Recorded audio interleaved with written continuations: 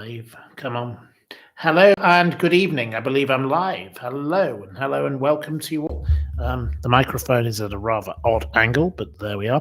I'm trying to sit up straight, so there we go. The wind has calmed down here. It was a bit windy last hour if I was on another program, but anyway, I'll wait till any of you come in. We've got one person who appears. I don't know who one person is because they haven't said anything. Hello, Marianne. Nice to see you. Hello to Marianne. And we've got one like already, so hello. Obviously, we'll wait for a few more people to come in. So hello. And there's 11 of you straight away. Right, okay, within 40 seconds. That's good. Yes, I've just been on a program with some people about Russell Brand. There we go. You just saw me, El Loco. Yes. El Loco, what did you think of the other guests on that show? I thought one of them was a bit shouty, but I won't say which one. Trying to shout me down is not very wise, is it really? Because I don't tolerate it. And I gave her both barrels back, actually, because, I don't need to be shouted at by somebody. Yes, she kept shouting over me, precisely. It's absolutely ridiculous. If you're going to be on a program and you're going to have a debate, you let the other person speak and then you give your response. And that's what that person didn't do. So I find that lady a bit shouty. I'm not a great fan of her shoutiness because she did it to me before. And that's why I didn't go back on those programs, because honestly, I don't really think that being shouted at is necessary by a lady who doesn't actually come at me with facts. So there we go. She hasn't upset me. No. I'm not upset by her, and I think she's a perfectly nice lady. I'm sure. I've never met her, and I probably never will. I don't think she'd be someone I would invite to a dinner party, but I don't think she'd invite me to a dinner party because I don't think we'd probably find it very easy to not have a... Anyway, there we go. Marianne says hello to Lady Min. She's waving her hand. She doesn't want to speak. She's a bit tired, so she's trying to sleep a little. But she is waving her hand, so she has woken up. She didn't wake up for the other program, but right. Mr. Lee Kicker says, I don't like people who upset my friends. Well, you're a lovely friend to us and a friend to this wonderful group of community of people that come on here. And she hasn't upset me, this woman. She was just a bit shouty, I have to say. And she claimed that, Russell Brand could not have to be found guilty of anything because of the fact he couldn't remember it's 20 years ago and she couldn't remember what she was doing 20 years ago. Well, let it go through the courts. That's what I said. He's innocent until proven guilty, but there is evidence enough that the police have charged him. So it will go through the court system. This man deserves to have a fair trial. I don't like him. I think he's rotten. I think he's a ratbag. I think he's reprehensible. There's evidence going back to 2006 of, investigations that found him guilty of all sorts of misconduct. So he's not a likable person. And I said this to this lady, and she just kept shouting at me. And I just really didn't like it. But anyway, fair enough. She's entitled to shout, but it didn't make her look very good in my view. But, each to their own. She will say that, I'm, biased against him. Well, look, I think Russell Brand is a toe rag. Let's be honest. I don't care what she thinks about that. I think the history proves it. The things he did to Danny Minogue, Lorraine Kelly, Vanessa Feltz, lots of other people, not very pleasant. There we go. So we're waiting for a few more of you to come in. We've just started, so here we are. Right. Nicola says, all friends here, apart from the odd troll we have to delete. Yes, there is the odd one. We get them because, of course, a fair few people don't like me, which is just as much as we expect. If you dare to speak out on any issue, you are obviously criticised. And, Russell Brand says that's the way he's being treated. But he found the Lord, didn't he? He found Jesus. So, he got baptized in the Thames by Bear Grylls. I'm not planning on doing that myself. So don't worry about that, dear viewers. I'm not planning on getting a Russell Brand style intervention in the River Thames, because the River Thames is probably full of sewage. So I wouldn't really want to go in this anyway. I would not be going in any kind of water of that type. I wouldn't even go in the water in Broadstairs when I lived there, because I thought there was too much sewage in it.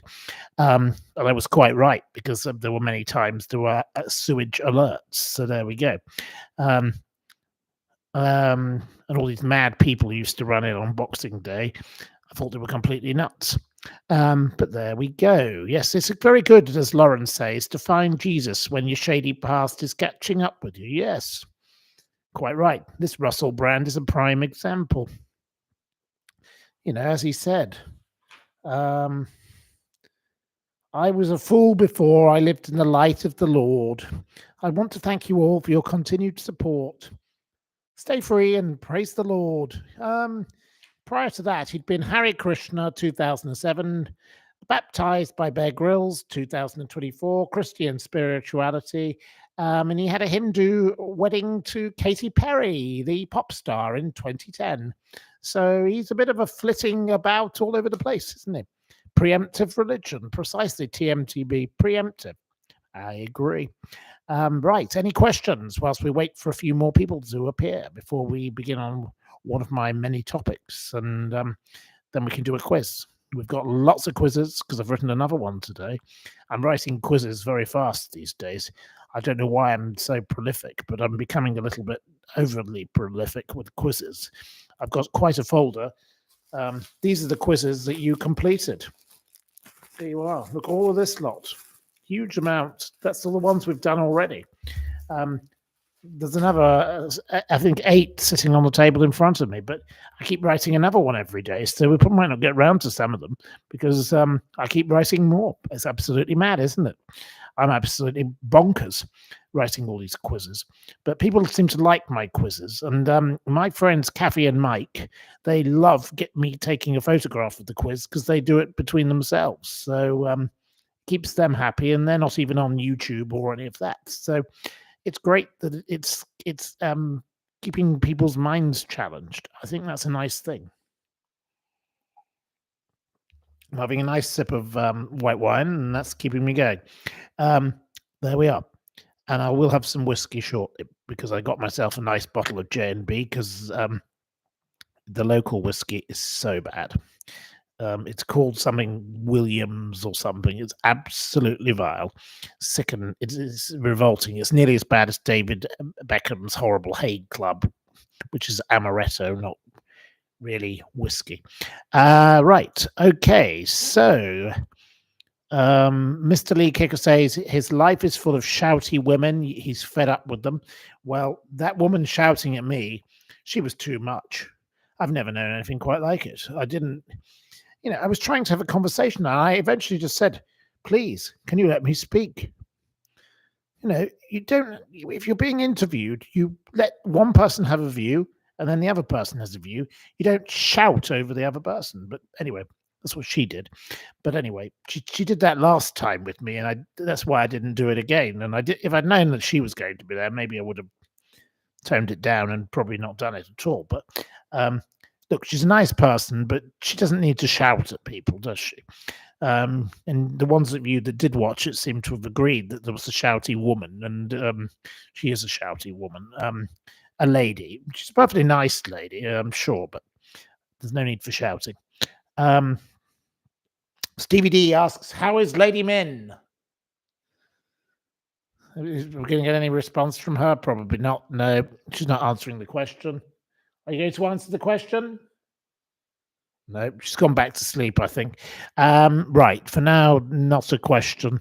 And Lauren sends love, and and our poor neighbour had a terrible accident and is in the hospital herself. She had to be rescued by the mountain rescue after falling downstairs, and yes, it was a bit of a nightmare. So the neighbours had a bit of a She's broken her legs, so we've had a drama with that. And, she's in the same hospital that the other one was in before. So there we go. Labour has dropped plans for its 5 local inquiries into the grooming. Yes, well, the funding will go back to locally led work, says David. Well, we'll come to Keir Starmer, the farmer harmer, later. So, I don't like him. TMTB learned a fun fact today from the New York Times crossword. Peter O'Toole is tied with Glenn Close for the most Oscar nominations without a win. There we are. I didn't know that either. So there we are. We all learn something new every day, don't we? Right. Okay. It was nothing to do with how high are the stairs, Simon.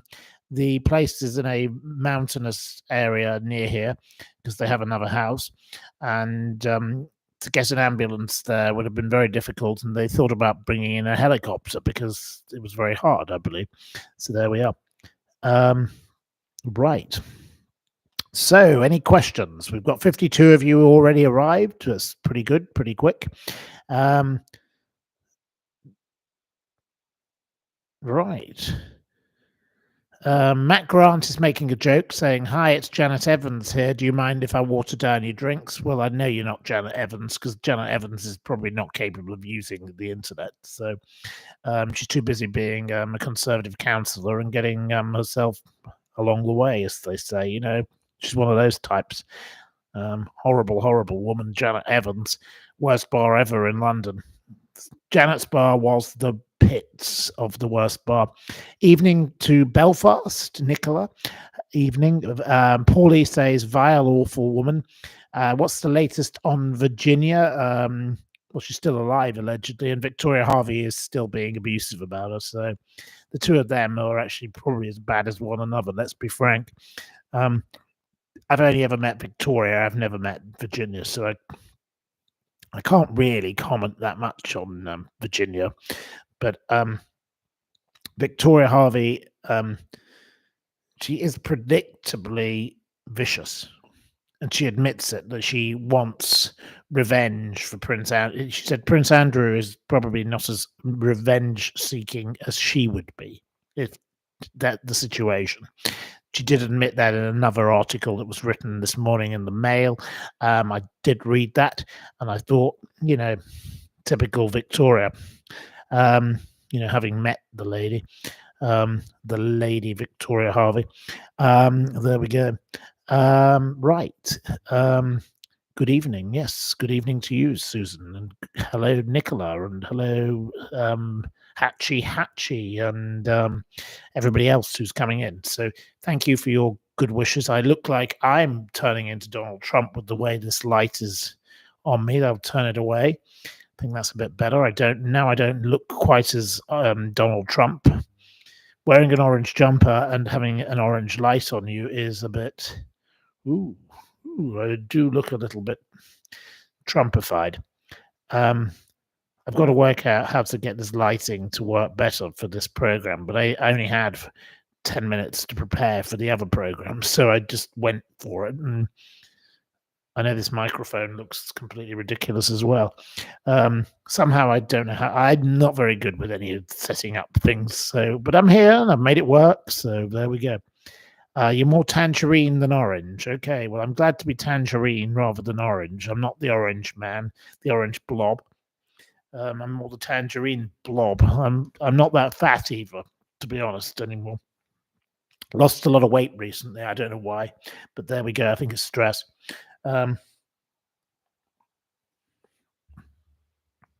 Right. You've still got the mast of the boat behind us, so you can see that. We've still got the palm tree, which is thankfully no longer rocking around. It was half an hour ago, because it was rather windy, but the wind's calmed down.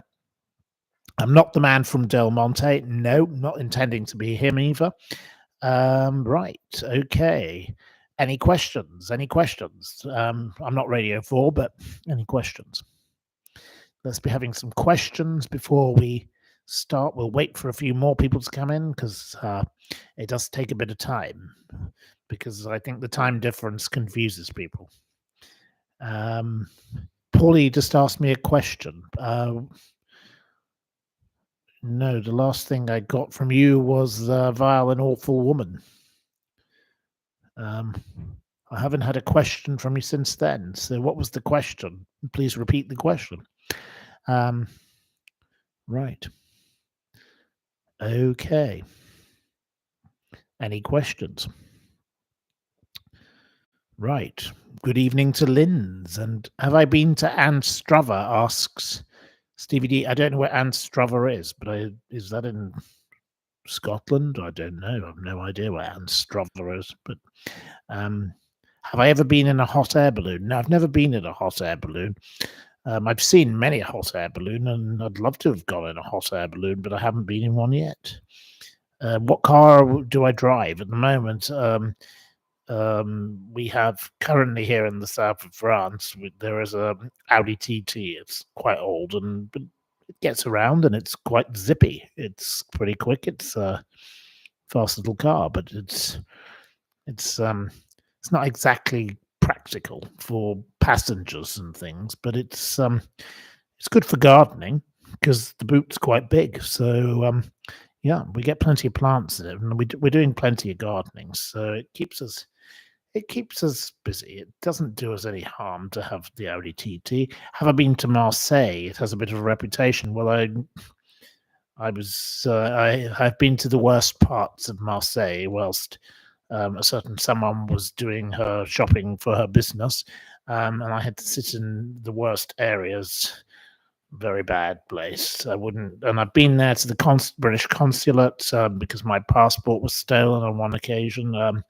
I've been there a couple of times, maybe 3 or 4 times. It's not a place I particularly like, but we will be going there again soon because so and so would like to buy more things to send to South Africa. So there we go. Right. Have I been to Limoges? No, I haven't been there. No, not been there. Nope. Right. Next question. What do I think of Bernie Sanders? Just a stupid old man. He should put a sock in it. Awful. I don't like him. Well, that's about all I can say, really. Now, I think he's kind of forgotten, isn't he? He's up there with that awful woman from San Francisco, Nancy Pelosi, who is the neighbor of my godmother, Marjorie. And when they moved in, it wrecked her street, basically, because, Secret Services and all of that, and she hated living there, so she sold up. She had the same problem when the Kennedys moved in with her parents, so they had to move out of that. So there you go. When these kind of people move in, you don't want to be there. Get out.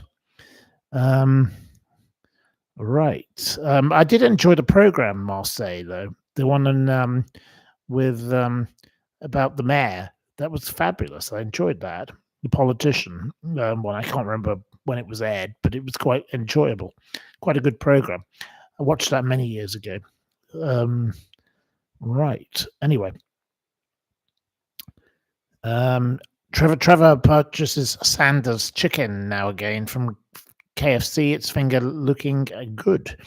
I think that's a bit different to Bernie Sanders. I think you've got the wrong one there. But anyway, I had a lovely chicken burger for lunch today, actually, in the local bar, which was very nice. It was their plat du jour, and it was very pleasant. It was very nice to have a chicken burger. So there we are. Right. Next question. Any questions? Any questions? Any questions? We're now at 65 of you, and there we are. So soon we'll begin, because maybe there aren't any others coming. Maybe you just don't want to join tonight. Normally there's about 100 of you by now, so maybe I put you off last night with my 3-hour marathon of whatever I ranted and raved about. Have I seen the new KFC advert where they dip the human and it comes out as a piece of fried chicken? I cannot say I have. I don't see adverts because I only listen to Radio 4. I'm a total Radio 4 devotee. even though I'm not a great fan of the BBC, I do enjoy the Archers, and I like the Broadcasting House on the Sunday. I've gone off the Saturday Live because since Richard Cole's left, it's no longer the program it used to be. Don't quote me very much anymore, which is a bit mean of them. I thought that's a bit unfair, given I do join in with the program quite a lot. And I like to listen to the Today program every morning from 6 o'clock in the morning or 7 o'clock on a Sunday. Saturday, sorry. They're good programs, those kind of programs. And then there's all sorts of other things you can pick up. I quite enjoy. Yep. Right. Right. Okay. Right. You want somebody banned? I don't know why. I'm not party to why people should be banned. You want halal meat to be banned. Well, I'm not a great fan of halal meat myself, but I don't think we'll go into that quite this evening. That's not quite my topic for tonight. So I've got enough things to rant about. So there we are. Anyway, right. Okay. Well, there's 70 of you here now, so I think perhaps it's time we move to the first issue. Today, I will say, was the 12th anniversary. Not that that's a significant date, but it does matter because it matters to remember, people you knew whenever you can remember them. So everyone has people one wants to remember. Today was the 12th anniversary of the death of the wonderful friend of mine, Margaret Thatcher. Now, I know she's polarizing. I know she was hard and she said no, no, no, and all of that. And lots of you probably didn't like Margaret, but she was the Iron Lady. She was the lady who saved Britain. The Daily Mail called her the woman. I'd say the lady. I would change the headline. She was a true stateswoman. She chose freedom. She was a conviction politician. There was a ceremonial funeral for her on the 17th of April at St. Paul's Cathedral after she died 12 years ago today on the 8th of April 2013 at the Ritz after she'd had a stroke at the age of 87. She'd been in the suite there since December 2012. She was a wonderful lady, and I enjoyed every moment of her company. I didn't spend that much time with her because obviously I wasn't a very important person, but my respects to Mark and Carol, her lovely children. Carol particularly, because I'm a big fan of Carol. But I will say, she had a ceremonial funeral the 17th of April 2013 at St. Paul's Cathedral. I was part of certain parts of the proceedings, and she got in full military honours. It had been planned well in advance. Even Queen Elizabeth II and the Duke of Edinburgh attended. It was the only second and final time after Churchill that the Queen attended any funerals of her former prime ministers. That is a mark of respect.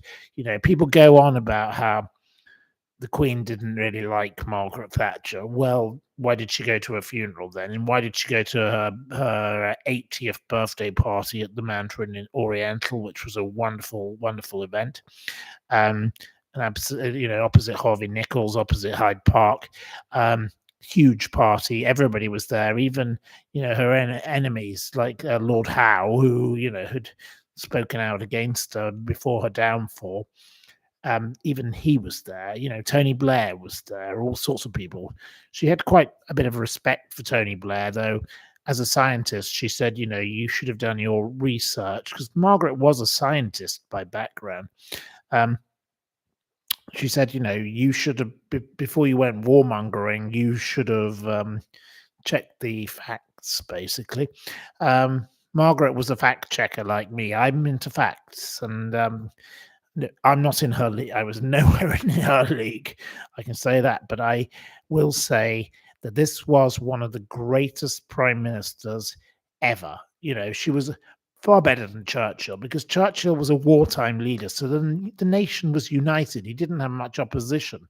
She was a peacetime leader, and she was able to do things that cross divides. She changed people's lives. The council house sales. I remember in the village where I grew up in Lancashire, there was a family, and I used to go on behalf of the Conservative Party, delivering a leaflet because I was made to go around on my bicycle. And this family said, without her, we would never have owned our council house. They changed their lives. And then they probably sold that council house, because it's in quite a smart village, for around about 300, 400,000 pounds. Changed their lives, didn't it? Absolutely wonderful what she did for those people. Anyway, she was interned after a private ceremony on the 28th of September in the grounds of the Royal Hospital, Chelsea, next to her beloved husband, Dennis. Dennis was simply the best. Dennis and I, we had many a gin together, did old Dennis. I used to go to the Carlton Club with them. I remember going after the countryside march to the Carlton Club, and remembrance days and all sorts of days when we went for lunches.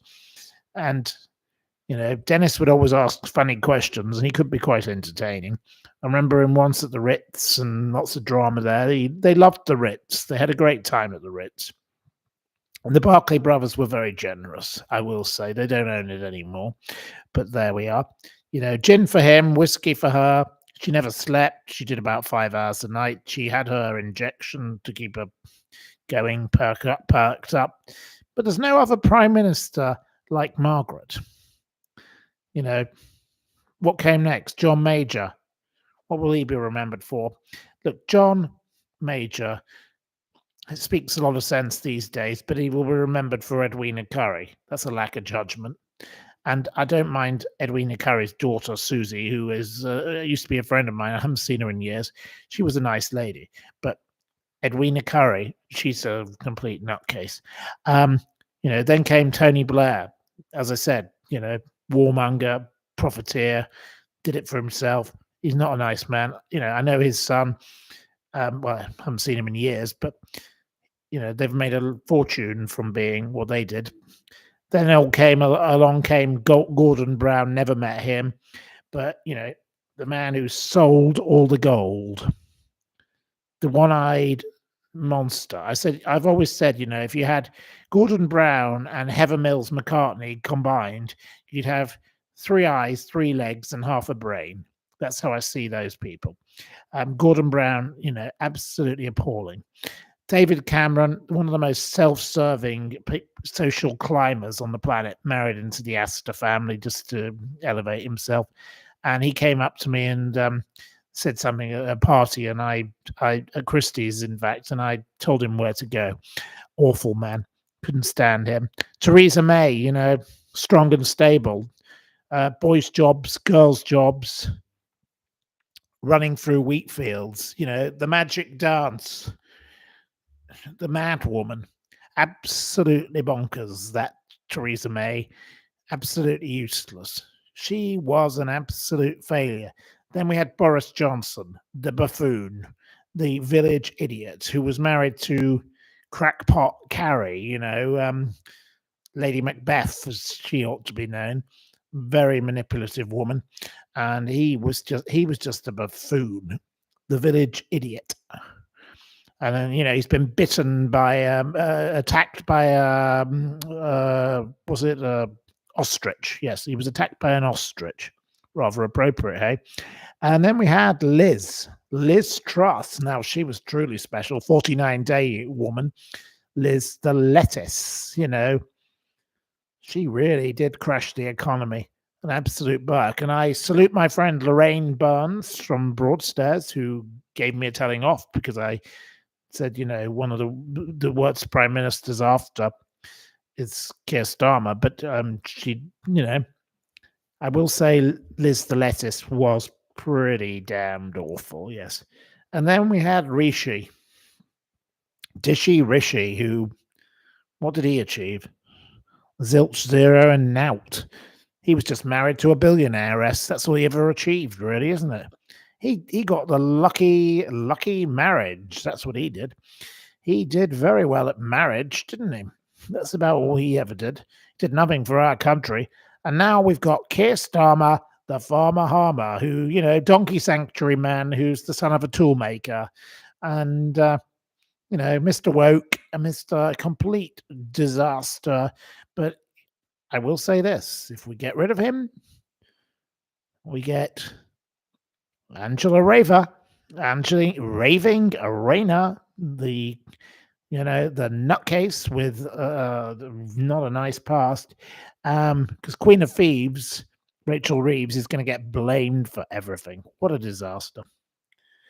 Simon Coates says, Theresa May, the hips don't lie. She's hardly Shakira, is she? Let's be honest. They did have a Shakira reference in The Archers the other day from Linda Snell, of all characters. I thought it did make me laugh, but you have to go back and listen to past episodes. Right. Linz has comments to make about Boris and close protection for a week, so there we are. Mr. Lee Kicker says, I'm a lefty, no parties represent my politics. Well, I'm not a lefty, I'm not a righty, I'm a centrist, and I have no politics that represent my beliefs. The Conservative Party as it stands is not a Conservative Party. It is not the Conservative Party of Margaret Thatcher. It's not even the Conservative Party of John Major. It's not the Conservative Party of even David Cameron. It's a disaster area. The Kemi Badenoch, the word bad sums her up. She is bad enough. And then we've got Far Rage, who is completely nuts, and is reform nonsense. And we've got the Liberal Democrats with the idiot dancing around like a fool. He's like the circus clown. He's like the village idiot. Another village idiot like Boris Johnson. He's like the new village idiot. Is this Ed Davey? He's just a joke. Absolutely appalling. Mr. Lee Kicker says, if Starmer is on the left, I'm a Martian. Okay, well, he isn't doing any good for anybody. That's the problem. It doesn't matter whether you're on the left, the right, the center. This man is a disaster area. He promised to help the farmers. I'll come to him later. I've got a whole other section on him, so we'll come to him after. We'll do this one next, in fact, rather than my other intended one. But, Margaret had integrity. She empowered millions of people. She defended our own.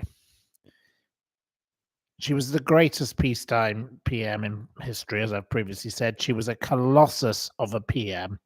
She turned the failing 1979 sick man of Europe, Britain, into a thriving country when she left office. She was bloody brilliant. And I raise a toast right now. It's not much in the glass, but to Margaret Thatcher, the late, great Margaret Thatcher. I have to say, I have never met anyone as impressive as Margaret Thatcher in my entire life, and I probably never will ever again. She remembered everything about everybody, and her secretary, Crawford, was absolutely fabulous too. She helped her in many, many ways at the end of the life. And honestly, we will never have a leader like her ever again. Now, there will be great leaders again, but we certainly don't have one right now. and he is a shameful waste of space. Is the son of the tool maker, the son of the daughter of the shopkeeper, changed the world. The son of the tool maker and the donkey hoarder is not a great man. He will never be remembered as anything other than appalling. And, as they said today, moving along to another topic, the irony of Keir Starmer's Buy British campaigning. What is he doing to the farmers? He's telling everyone to buy British. I would say, my view, the farmer should think first, not tell people what to buy. He has no care for the pensioners. He has no care for the farmers. He is harming. The man is twisted. He's a disgrace. He's deranged. And as one of my friends said, we are sinking under this lot. This is the worst thing to happen to the UK in decades. Follow on Twitter, please, X. No farmers, no food. I would urge you all to follow that because it's fascinating what they share. It is jolly as well as serious. They have other things, like they had cows on the catwalk today. Cows loving listening to music and reacting. They had Lady Bamford's cows, but she doesn't like being called Lady Bamford, so I shouldn't have said that. Carol Bamford, oh dear, I'm still correct. So there we go. That is another topic, but there we go. So what do you think of either Margaret Thatcher or Keir Starmer's Buy British? Any comments, any responses before I move on to another topic? There's 2 topics dealt with.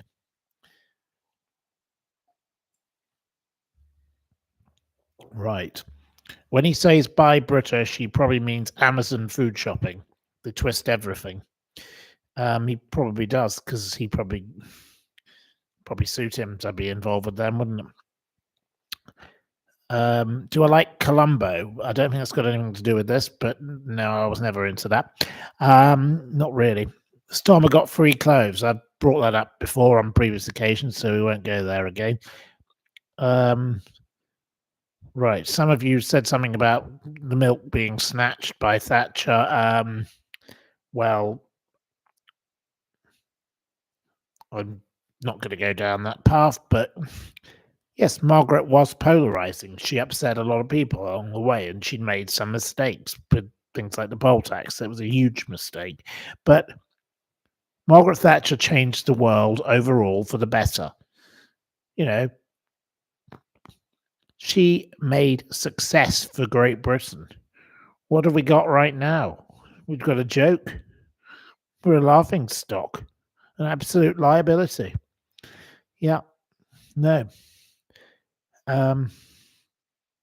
Lee Kicker says the poll tax was her undoing. It was a mistake. I will agree. But look, her legacy overall was huge success. She should not just be remembered as a female politician who changed history. She was a groundbreaking politician who operated in a decade when there was a lot of bad things going on in the world, and she changed things for the better. So there we go. Right. Next question. Any questions? Right. Benny Hill. I don't know what Benny Hill's got to do with it, but I'm not going to answer Matt Grant's question because I don't think it's appropriate. What's my thoughts on cheap supermarkets? Well, farmers need to be able to make an income. And yes, it's all very well us having cheap food, but farmers have to exist. And the way supermarkets work can be quite manipulative, and that's not ideal, is it? No. But I honestly would say, yes, people want cheap food, and of course we want cheap food, but that does not mean that we shouldn't be able to have farmers exist. A hill farmer lives on £12,000 a year. and it's the highest rate of suicide in any business in the whole of the UK. And that's not fair, given the hours they work are the longest of anybody who works. So, you know, we have to have a balance. Yes, I agree. People want cheap food, but farmers should be fairly paid.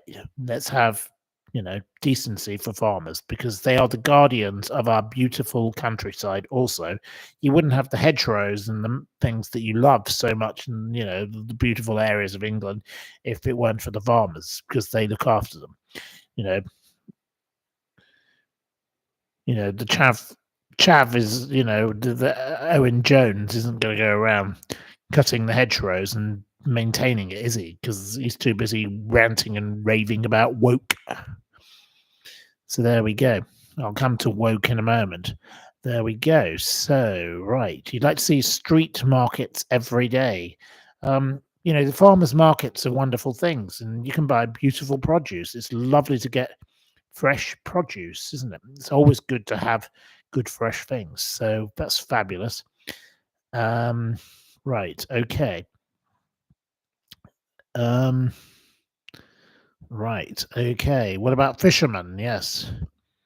17% of fishermen made a loss last year, says Simon Coates. Well, a lot of those fishermen voted for Farage, believing that he would solve their problems, and they were misled, weren't they? They were sold up the river with the whole Brexit, so that was a pretty stupid idea. So well done, Nigel Farage, or Farage as I call him.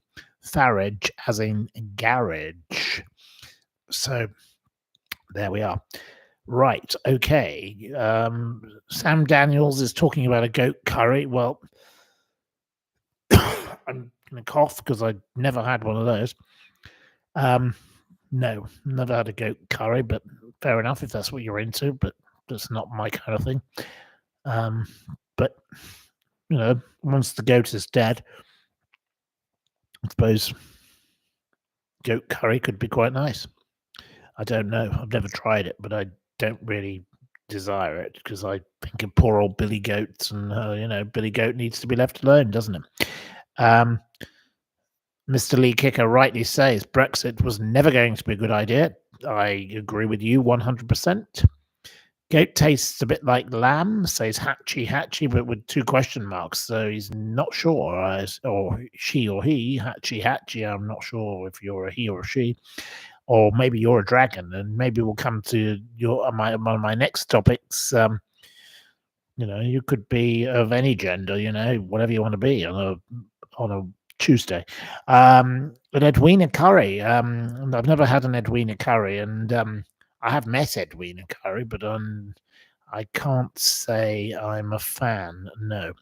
And nor was my lovely friend Christine Hamilton, because she could say some quite offensive things, could old Edwina, about various people. Have I tried oxtail? Yes, I have. Yes, nothing wrong with that. Liver transplant for me. I'm not having a liver transplant. No, I don't need one. But anyway, I love to have my Barocca in the morning, and I have my Yorkshire tea, and I have tea like it used to be, and I have all sorts of things. I'm currently having a glass of wine. So what? If you don't like my consumption, then that's your choice. But that's fair enough. I'm entitled to do whatever I wish, just as much as you are. So there we are, Joe Smith. Thank you for your interruption. Right. Leslie S. likes oxtail soup. Right. Okay. Well, oxtail soup, I've had that. Not wrong with it. Stevie D's having a San Miguel. Well, cheers to that. Matt Grant thinks I should be sponsored by Yorkshire Tea. Well, I've been kindly sent things by them in the past, long ago, long before I did any of this YouTube.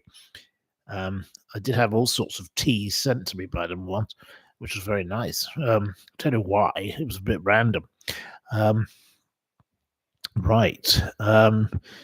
Leslie S. has just finished her morning mimosa. Well, cheers to that. So well done. Right. So, okay. The next part of the topic. This is only a small bit. I'll say that there's been further Home Office funding to Operation Grange on the 4th of April. Yet more, another few 100,000 has been given to keep the investigation into missing Madeleine McCann going. What a waste of money. Why do successive governments keep wasting money on a child that will never be found? Forget the Julia Wandell, who these other channels who have been on earlier this evening are supportive of. Forget the search for the child Madeleine McCann, because frankly, I don't believe the child will ever be found. Why can't we reallocate the resources? Let's reallocate to something else. Reallocate the money to finding people who can actually be found. There are plenty of missing people in the world who could be found, because people are found all the time. There are so many people who go missing. And it is time to reallocate the resources and to help those that can be found. That is my view. What is your view? Do you agree with me, or do you think I'm completely mad and let's spend more money on top of the 14 million pounds that has been spent looking for Madeleine? And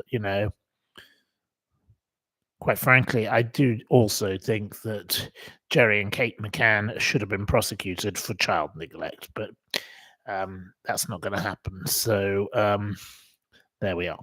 Anyway, any views? Very sad about Madeleine, but it's time to say goodbye. I totally agree with Leslie S. Leslie, you speak a lot of sense. Chris asks, do I have any collaborations with Sean in the pipeline? Sean Atwood, I have been on his program earlier this evening with the man called Ron Swanson and a lady who shouted over me rather a lot.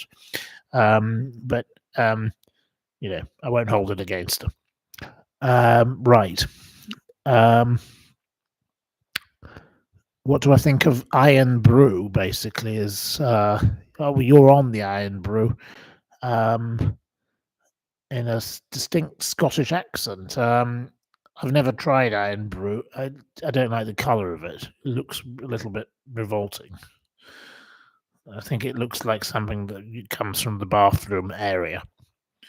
I don't like the look of it. It looks disgusting, and it probably tastes disgusting, but clearly a lot of people do like it, but I don't fancy it myself, so I won't be having any. Have I met Kate McCann? Yes, I have met Kate McCann on several occasions in London. Never in Leicestershire or in Praia de Luz or anywhere like that. I was involved with a charity to do with missing people, and that's how I came to realize that I thought, well, this was a bit odd. And then eventually stepped away from these awful people who ran this charity. He was the former ambassador to Washington, Sir Christopher Mayer, and his goddamn awful wife, who's now a baroness in the House of Lords. He's dead, and she's now been over promoted above him. She's Baroness Mayer because she was Theresa May's footwear advisor or something. She's a truly awful woman. And she claimed her children were kidnapped, which, as the late Queen would have said, recollections may vary. There we are. So, oops, I just bashed the microphone. Right. Would I like to be on my podcast, Mr. Lee Kicker? I don't know which your podcast is, but please send me details, editorial@thesteepletimes.com. I could come on, try, and I don't know if it'd be any good. I'm not very good at doing this, am I? I bashed the microphone. Look, it all needs tightening up. Oh dear. Fall off in a minute. Probably drop the damn thing on the floor. Right. Okay. Why did the lady yell over me? Because she did that last time when we talked about Meghan Markle. She just likes to speak. She's very vocal. And I just said, please, give me a chance to speak. And that's what I did. And there we are. But anyway, I have no problem with the nice lady. But I won't be naming her because it's not fair. Right. Right. Anyway, if Mr. Lee Kicker would like to share details of his podcast, we can, promote it. If he would like to, we could promote it.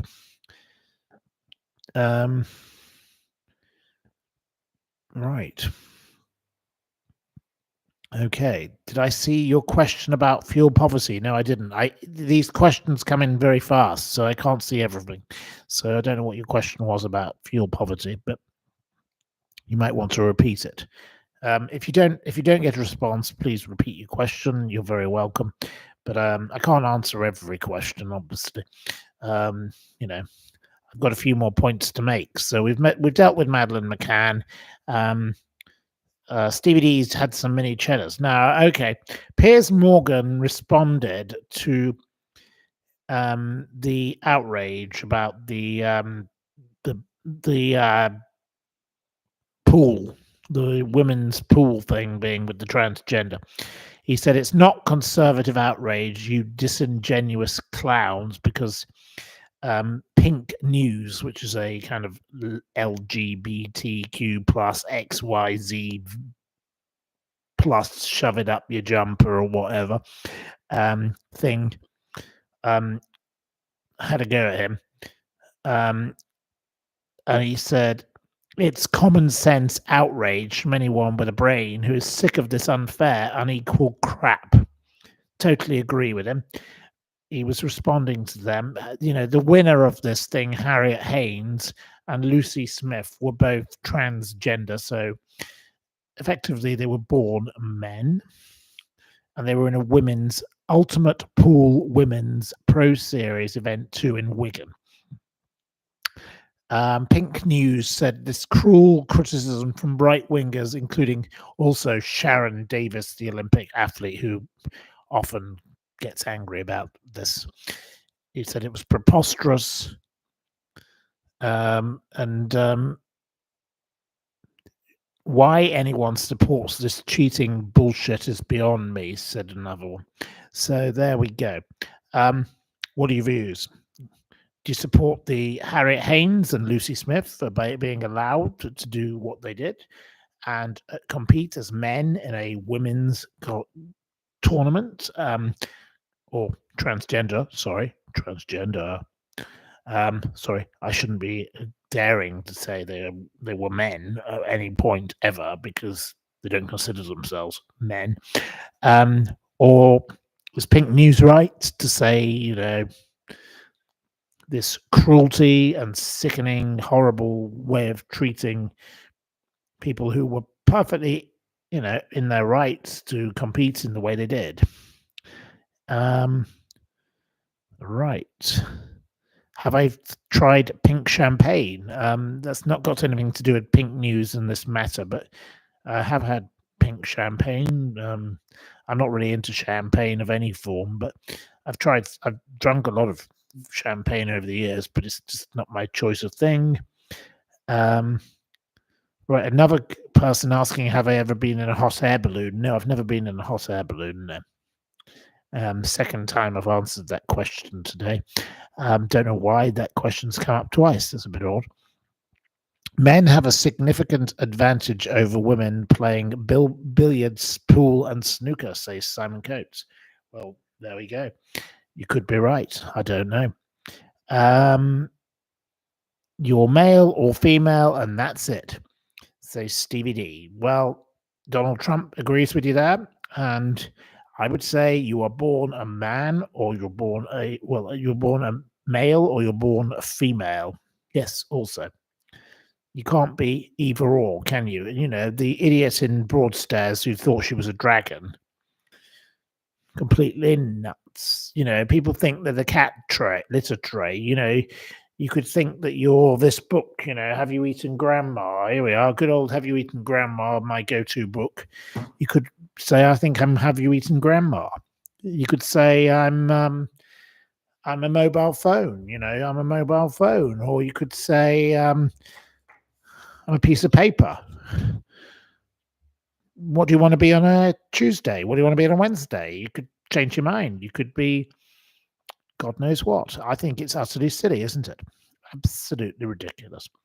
So there we go. People should be treated fairly, and there should not be unfair treatment in all these sporting arenas. Why not, as one person said to me, yesterday, why don't we have, if for these people to keep them happy, why don't we have men's sports, women's sports, and then trans sports? Let them have their own. Let them have their own category of sports. If these people so want to be this, let them have their own. That will solve the problem. It would totally solve the problem. So let's bring on trans Olympics. Let them have their own. It's not going to be watched by that many people, but then that's what they deserve. These people are not competing on a level playing field. It's not correct. If you are born a man and you choose to be a woman, you have different abilities to a woman who is competing as a woman. So you shouldn't be competing in this same category. I think give them their own category. Let's see how they get on. Let them compete against themselves. Keep it in the family, so to speak. Like, every sport should be. I am not being intolerant. I am being practical. I will be attacked like J.K. Rowling because I keep bringing this up. But I think Piers Morgan is completely right. Bang on the nail. Spot on. Well said to him. So there we go. Next topic. Prince Petulant. Prince Harry. He turns up in Britain just as his father leaves. What a cowardly custard. Why didn't he come the day before and say, "Hi, Daddy, I'm here"? But, one of the people who arrived at the court said, "Would he go round to see the king?" as they shouted as he arrived. Well, at the court. What a cowardly custard. Pathetic. Security case, taxpayer funded, man. He arrived in Britain. His dad's gone to Italy. He's been singled out, as he says, for inferior treatment over his security detail. Oh, diddums. Oh, poor old drip Prince Harry. The decision of the Executive Committee for the Protection of Royalty and Public Figures, RAVEC, over how he should receive a different degree of taxpayer-funded protection when he's in the country, in Britain. Oh, come on, Prince Harry. Pull yourself together, you pathetic, petulant brat. You're dreadful. He chose to seek privacy, and then he went on a worldwide publicity tour with Meghan, as I call her. Absolutely revolting. Last February, the retired High Court judge, Sir Peter Lane, rejected the Duke's case and concluded that RAVEC's approach was not irrational and not procedurally unfair, and he wants 2 days, maybe 3 days in the Court of Appeal. He's attending in person. His barrister Shahid Fatima KC argues judge made errors when coming to his decision. His position materially changed. He is just a pathetic, awful person. His wife is making money on Netflix. Jam. And flogging jam, shouts Lady Min, who's suddenly piped up in the background. I don't know if she's planning to make a jam of it, but or whether she's going to do a bit of jamming like Bob Marley to join in. But anyway, Prince Harry and his stupid wife should put a bloody sock in it. Enough is enough. We're tired and bored of you both. You are not of interest to the British public. You're not of interest to anyone. You're just an annoying pair of whinging, whining twerps. You are tedious, you're inglorious, you're revolting, you're sickening, and it's time you shut up. We want no more from you. Absolutely enough. So there we go. Yes. Mr. Lee Kicker loves men. Yes, right. Lady Min might get in a pickle next. Well, I don't think she's going to be making pickles with Meghan, because I don't think Lady Min and Meghan will be getting along. I don't think they'd be great friends, to be honest. He went to court to say no fair. Yes, says TMTB. Yes, right. Who is Leslie? I don't know who Leslie is, but there we go. Right, Leslie. Okay. Branston Pickle. Well, yes, my friend Jackie Branston, lovely lady. Yep, she's associated with the old Branston Pickle, but no, Meghan's not quite made it in that department. So there we go. Claudia G would prefer Lady Min to make jam. I don't think she'd be very good at that. We've talked about making marmalade, and we haven't got very far with it. And we have got appropriate things growing across the road, but we'd have to steal them, which might be a bit naughty.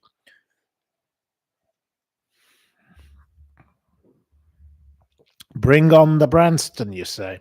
Well, I'm going to bring on the J&B, because that's what I need next, because I've run out of wine in front of me. Lady Min has a huge glass of wine. I'll keep her going for a century. There we are. Well, it's totally true.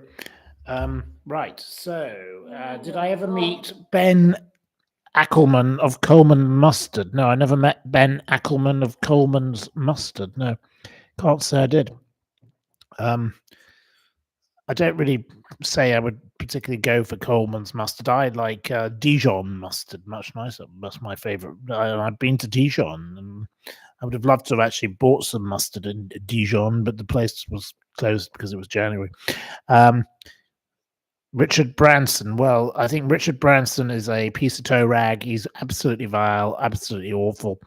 He is, awful. I won't go down the reasons, but I think I've told you the reasons before.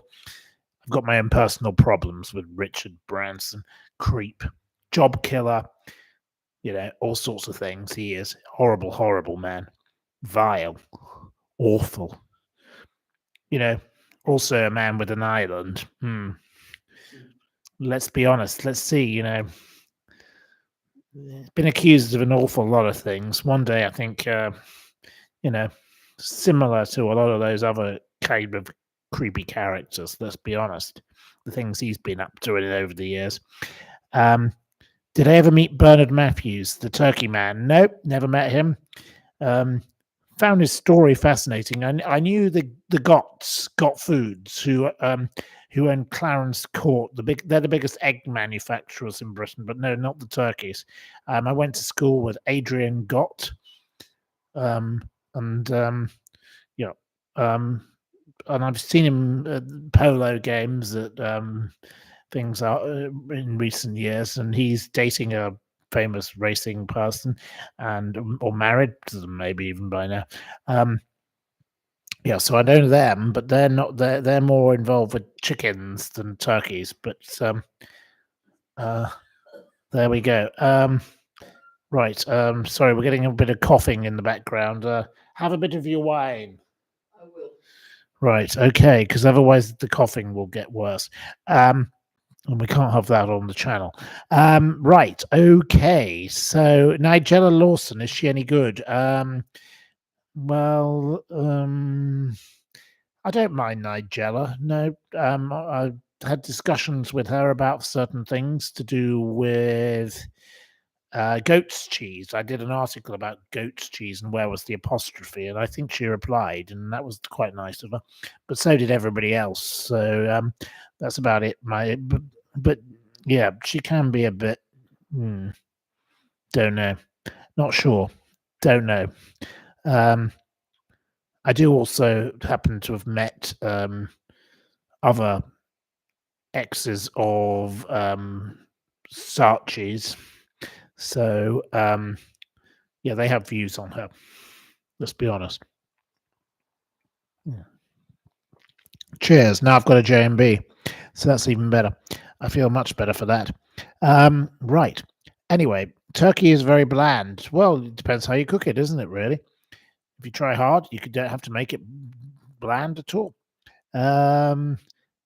Matt Grant finds Nigella rather hot. Okay, in his humble opinion. Well, you know, hot Jella, because some people called her high Jella when she got caught with, naughty. There we go. Do I like a nice whiskey? I like really good whiskey, yes, but down here there isn't really good whiskey. It's just this awful thing called Williams or something. It's dreadful. But in a local shop, they did for a very overpriced price. They had a bottle of J&B, and I thought, well, I'll have that away. I'd prefer to have Famous Grouse's cheap everyday whiskey, but I love a bit of Talisker. I love a bit of Cardew. I love Oban. You name it. I love lots of whiskies. I like the peaty whiskies.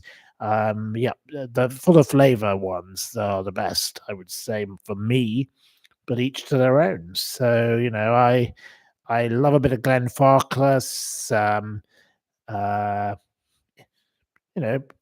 was involved with a man who had the rights for America for Cutty Sark. I didn't mind Cutty Sark. Cutty Sark was a perfectly good everyday whiskey, go-to whiskey. Bell's was my godfather's favorite whiskey.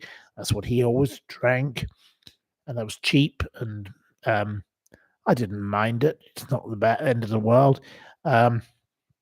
But no, I don't like this whiskey here that's called Williams. It's dreadful. It's awful. And my friend here, he drinks a lot of whiskey too, and he doesn't like it.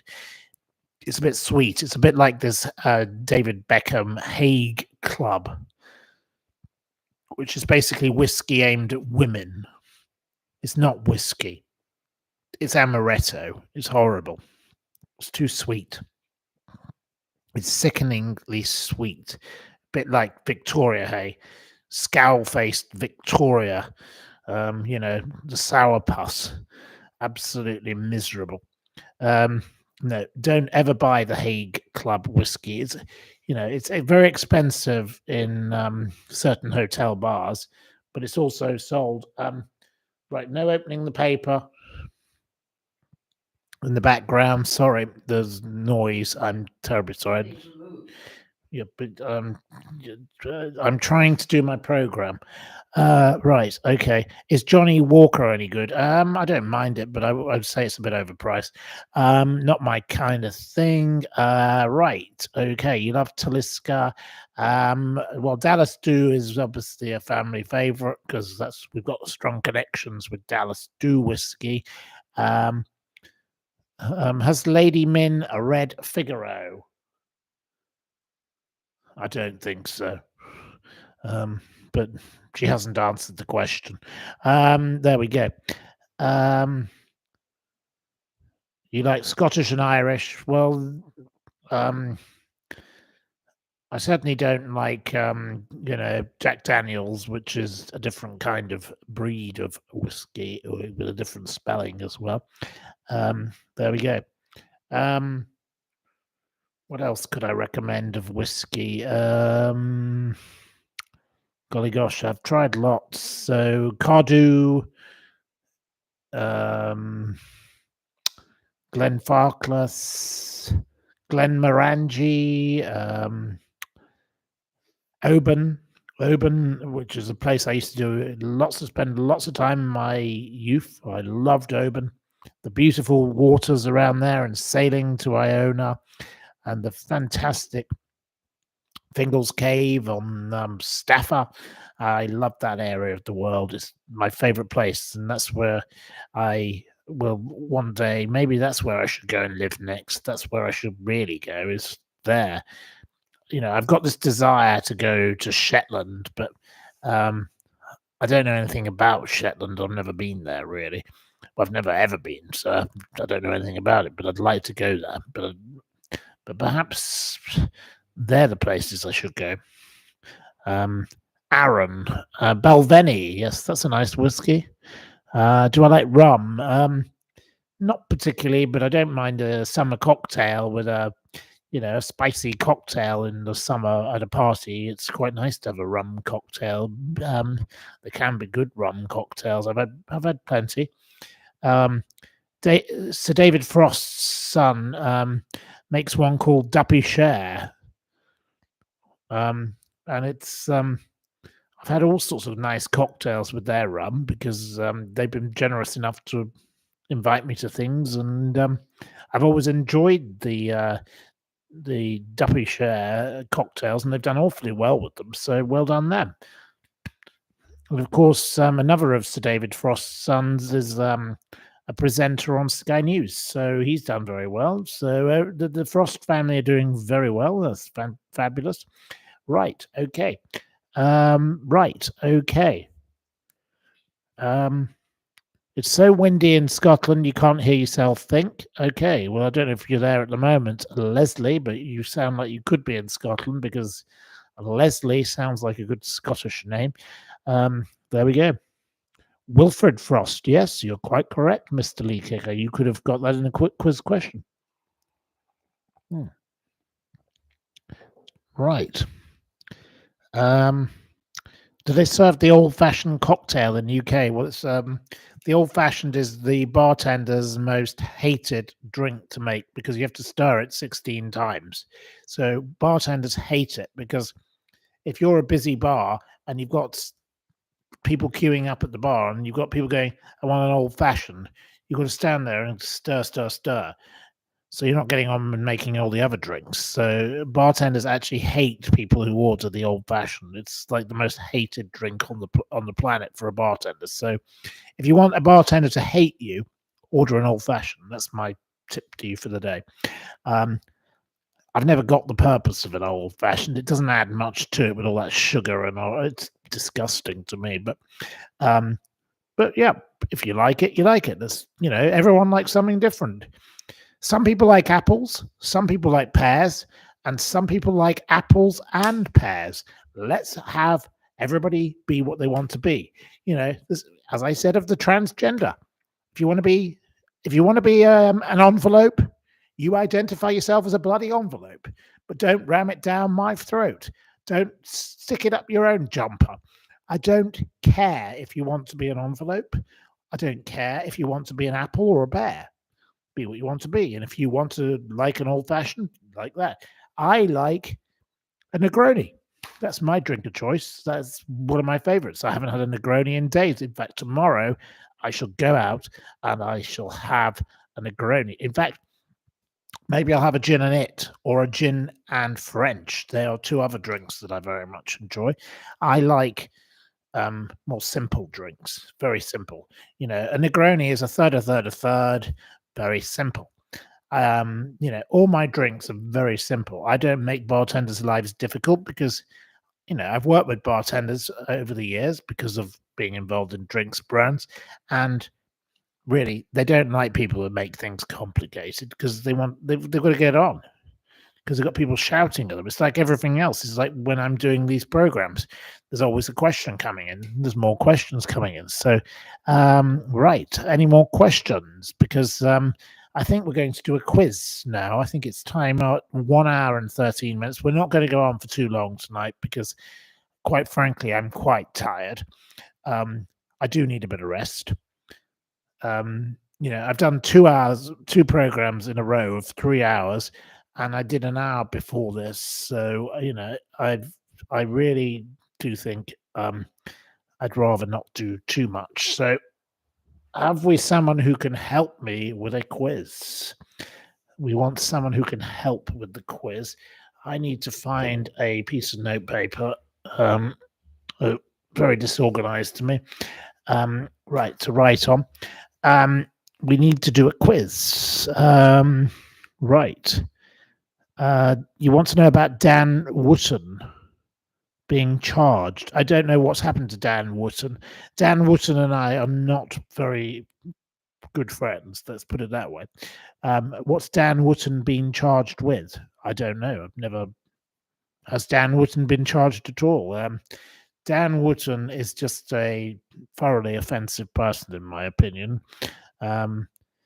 He's not kind and he's not decent and he's not correct, but I don't know. Has he been charged with what?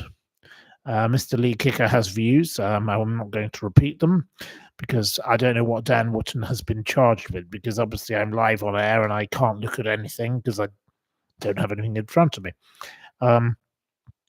Has Dan Wootton been charged with anything, or is this just an April Fool type joke? I don't know. I've no idea. Right. Okay. So maybe one of you could tell us what has happened to Dan Wootton in the last 45 minutes to an hour, which we've been on air for. Anyway, I don't know. I can't possibly comment on what Dan Wootton has been anythinged with, because I don't know if he has been anythinged with whatever he's done or hasn't done. But I think Dan Wootton is a revolting, unkind person, and he blocked me on the Twitter anyway. So who cares what he thinks of what I say about him, because he can't even have the courtesy to write back. He's a coward. I've written various articles about Dan Wootton. Just don't like the guy. He's just unpleasant and nasty. And I can tell you, my friends at the Daily Mail, they really, really don't like him. The decent people who work there, they have no respect for that revolting man. And he is revolting, and I will say that. And, I'm not saying anything I haven't written before, but I've no idea. Oh, well, there is a... Oh, right, okay. Right, okay. Dark energy, okay. Well, I'm not going to repeat anything that's been saying in the side chat, because I don't know. Whether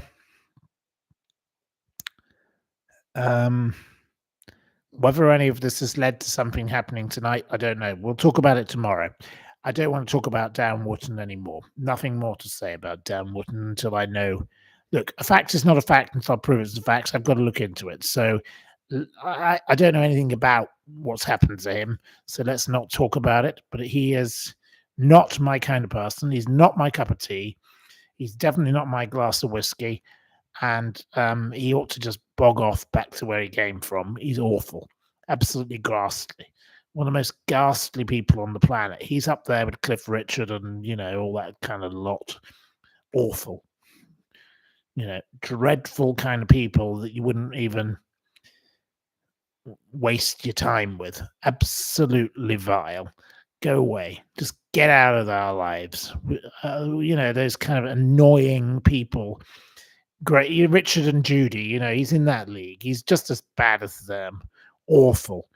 Get him off the front page. We don't need to have anything to do with him. Awful. That Keith Lemon and all the rest of them. Go away. Well, there we go. Right. Anyway. Byline Times did a big expose on him. I love Byline Times. Peter Jukes, my friend, is a wonderful man. He live tweeted the phone hacking trial. Peter Jukes wrote Waking the Dead. He's done many wonderful things. Peter Jukes, a fabulous man. I don't agree with him about everything. I think he thinks I'm probably a bit too right-wing. I'm not right-wing at all. I'm centrist. But, he has differing views on some of the other topics that I talk about. So, but I think Byline Times does a great job. They expose wonderfully many things that are wrong in society. I like lots of other kind of lesser-known publications of that type that actually do good work, because we need that in the era. The things like The Guardian, The Observer, they're failing, they're closing down, losing their way. Good for these publications for giving a voice to real journalism that things like Vanity Fair used to do, but Vanity Fair does not do anymore. Vanity Fair is basically just a fashion magazine now, let's be honest. That Anna Wintour, she turned it into a winter of load of rubbish. Let's be honest. It's terrible that people like her take over, because she's not interested in journalism. She's interested in flogging fashion. It's just not really what real magazines should be about. Magazines like that are meant to be about exposing the truth about stories. She's not interested in stories. She just sticks her bloody sunglasses on, sits front row in a fashion aisle. It's absolutely boring. Who cares? If you want that, go and read Vogue. For God's sake, Vogue should be about that. It's not Vanity Fair. Vanity Fair, Dominic Dunn. Okay, I didn't like how Dominic Dunn treated the Menendez brothers, but Dominic Dunn did so many great stories. And, and after what happened to his own daughter, and when she was murdered by the horrible chef, he went on a crusade, and he did all the murders of the rich and famous, and every super trial, and O.J. Simpson, but mostly lots of stories that none of you would have ever even heard of.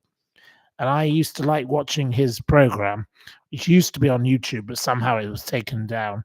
Great shame, because he did all these weird murders in the Hamptons and all of that. And he was very good at that. And he was very waspy. And Graydon Carter and him didn't get along. And So, it all kind of fell apart in the end. But he did do good deep dives into a story. And that is what we need more of. And we need less of this nonsense. Let's be honest. So Anna Wintour for Vanity Fair, no thanks. No thanks. All those kind of people, no way. Right, so we're going to choose a quiz. I've got to choose a random quiz. Could I do the one I wrote today? Maybe. Or do I do an old one that I haven't done? But they're not old. You've never done them before. But okay, I'll do today's one. Get it over with. I did put a lot of thought into it, and I think some of it might be. Okay. Right, have we got someone to help me? I need someone to be a scorer. I will do the scoring myself also, of course. But right, Simon Coates will tally. Thank you, Simon. Simon Coates is a very enthusiastic quizzer. I can tell that. I'd love to meet you one day, Simon, and we can talk quizzes, because we've got plenty that we've been through together, haven't we? We've got the experience, as they say. Right, okay, your first question. From where did the dish called chili con carne originate in circa 1529? Chili con carne, where did it originate from? It is not India. It's not Peckham. The outer limits. You get the point. The outer limits. What? The outer limits gets the point. The answer is Mexico. It was first described by a Franciscan friar from Mexico in 1529 in his writings. So I haven't written down his name. I should have done that as well, but I didn't. But 1529 was when the chili con carne came about. So it goes back a long way, this old chili con carne, and I love a chili con carne. I wouldn't mind one myself right now. So, second question. In which year did the American real estate developer Stephen Witkoff, who was discussed on Radio 4 only on Sunday, and his business partner Reuben Schramm purchased the famous Woolworth building in Tribeca, New York for $138 million? Which year? Dollars. That's dollars. It was not 1962 or the 1980s. We need an exact year. Nope, it wasn't 2002, it wasn't 1980, it wasn't 2007, it wasn't 2001, it wasn't 2009. No, to all of you keep getting it wrong. No, it wasn't 1066. Woodstocks is getting close, but it's not correct. It wasn't Expialidocious 1999 either, but you're getting close. I will say you're getting close, because I will give up on if we don't. Mother Duck gets the points. It was 1998. Mother Duck, well done. He was a very interesting man. Right. Oh, I've just written 1998 rather than giving you a point. Sorry. No. Honestly, he was a fascinating man, real estate broker and big associate of Donald Trump and all sorts of things. I enjoyed the radio program. I'd never heard of him before, never ever heard of him, but he was a hugely successful real estate guy. Okay, in which year did The Lady launch as a journal for gentlewomen? The Lady magazine. Lady Min once placed an advert to rent this very house out in the Lady magazine. There we go. It was, and the Lady magazine is predicted to soon be liquidated, which is a sad state of affairs because it's still got 11,000 subscribers, but it's about to go bankrupt if you believe the Sunday Times, the Daily Mail, everybody else. Which year was it launched? It was not 1977. It wasn't 1957. It wasn't 1988.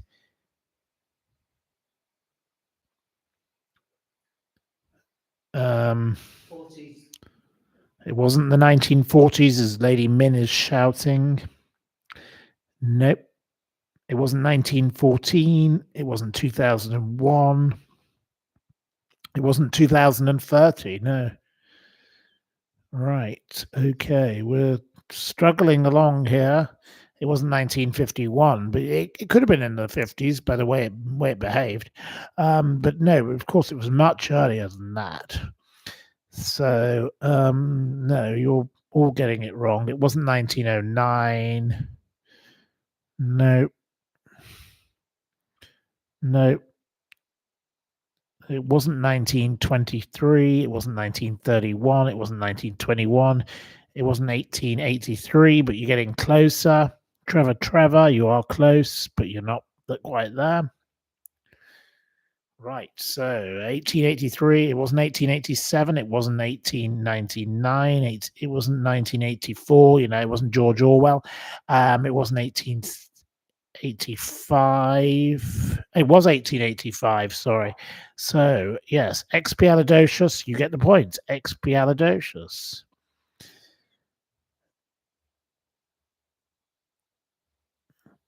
Right, 1 point for you, so we've got 3 points. Going to 3 people to start with. Right, the next question. What caused the 1997 Grand National to be postponed from Saturday to Monday? What was it? I was actually there. It wasn't the weather. Linz, I will allow you to have it. I'll allow you to have the point. It was a bomb, yes, bomb threat by the IRA. I would have said, IRA bomb threat should have been the full answer. Okay. What caused the delay to the 2023 Grand National? Who caused the delay to that? Now, who I need to have the name of the organizers of the delay. I need the full name. It wasn't Protest Oil, no. No. These nasty people. It wasn't Arthur Mullard. It wasn't Protesters. That's not a name of the organization. It wasn't PETA and it wasn't Pankhurst because it was in 2023. I don't think Emmeline Pankhurst was still alive. It wasn't Just Stop Hunting. It wasn't the Cilla Black Appreciation Society. It wasn't Just Stop Pancakes. No. I do like your funny answers. It wasn't Animal Rights. It wasn't Janet Evans. Oh, we can always blame Janet and Scylla and Anthea for anything, yes. I do realise. But no, it wasn't the German army. No, not on this occasion. I don't know what they would do. It wasn't a load of vegans, but they probably were. But you're getting closer. Animal rights protesters is a something they were associated with, but that's not the name of their thing. I want their name. Hey Tigers gets the point. Hey Tigers, well done. You get the point. It was Animal Rising. Yes, they were the horrible protesters who decided to throw themselves in the way and be a bunch of nuisance. Okay, what is a pony in Cockney rhyming slang? What is a pony? There are 2 options. I'll give you either option first. I'll accept either option. A pony in Cockney rhyming slang. The outer limits, you get a point. The outer limits, well done. Of course, a pony in Cockney rhyming slang is 25 quid, £25. It also could be a cheat sheet. So there you go.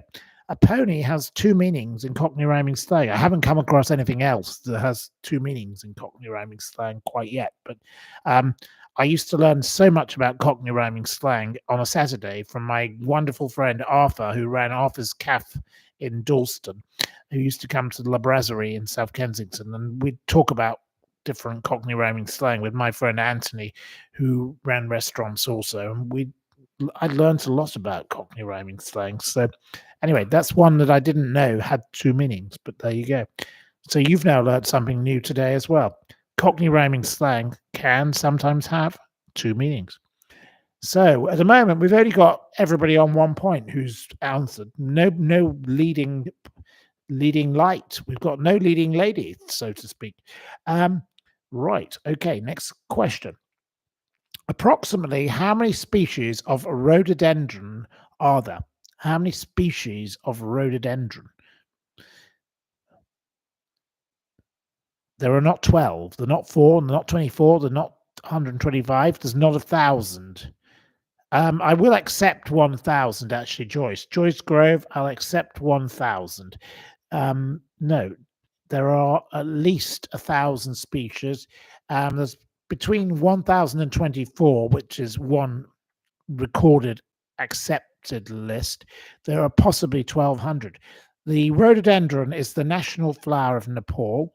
It symbolizes danger and to beware in the language of flowers. There you go. So the rhododendron. And my mother loves the rhododendron. She's got lots of rhododendrons growing in her garden. They're beautiful, beautiful plants. I love. They are prolific. Yes, they do grow very, very, very much. Wonderful, wonderful things, and they're very good for pheasants. If you've got a pheasant shoot, you have lots of rhododendrons. Anyway, I won't get into hunting, shooting, and fishing because it upsets many of you. Oh dear. I shouldn't have said any of that, should I? Oops, I didn't. I won't do it again. Right. Next question. Okay. Said to be the UK's largest TV platform, what is the name of the TV service supposedly used in 16 million homes and on 10 million main TV sets as of 2025? It's not the BBC. No, it's not Sky. It's not Netflix. It's not ITV1. It's not the iPlayer. No. It's not Broken Tokens, whatever that is. It's not Prime. It's not YouTube. It's not Channel 4. Not CNN. Precious Metal. Well done to Precious Metal. You get the point. Precious Metal. Another one. Another incomer. Newbie. Of course, it's Freeview. There we go. In which year was the property consultancy, which I cannot stand, awful people, I've had my own bad experience with them, Strutt and Parker, founded by two friends, the Honourable Edward Gerald Strutt and Charles Alfred Parker? What year was Strutt and Parker founded? It wasn't 1985, no. You've got the wrong era. It wasn't 1987. It wasn't 2000. It wasn't 1957. Right. Lois. Our Lois is back. Lois Petzold. Yes. Hello, Lois. You get the point. It was 1885. Well done to you. Strutt and Parker has over 60 offices and was sold to BNP Paribas Real Estate in 2017. So it's nothing to do with the old Strutt and the old Parker, but I can tell you they're not a nice bunch of people. Don't like Strutt and Parker. Awful people. I don't know what Lady Min thinks of them, but there we are. She has dealings with lots of these people, but I think Strutt and Parker are actually one of the worst, along with Foxtons. Absolutely awful people. Right. Who was the author of the 1981 novel Who Censored Roger Rabbit? Who wrote Roger Rabbit? Who censored Roger Rabbit in 1981? What was the name?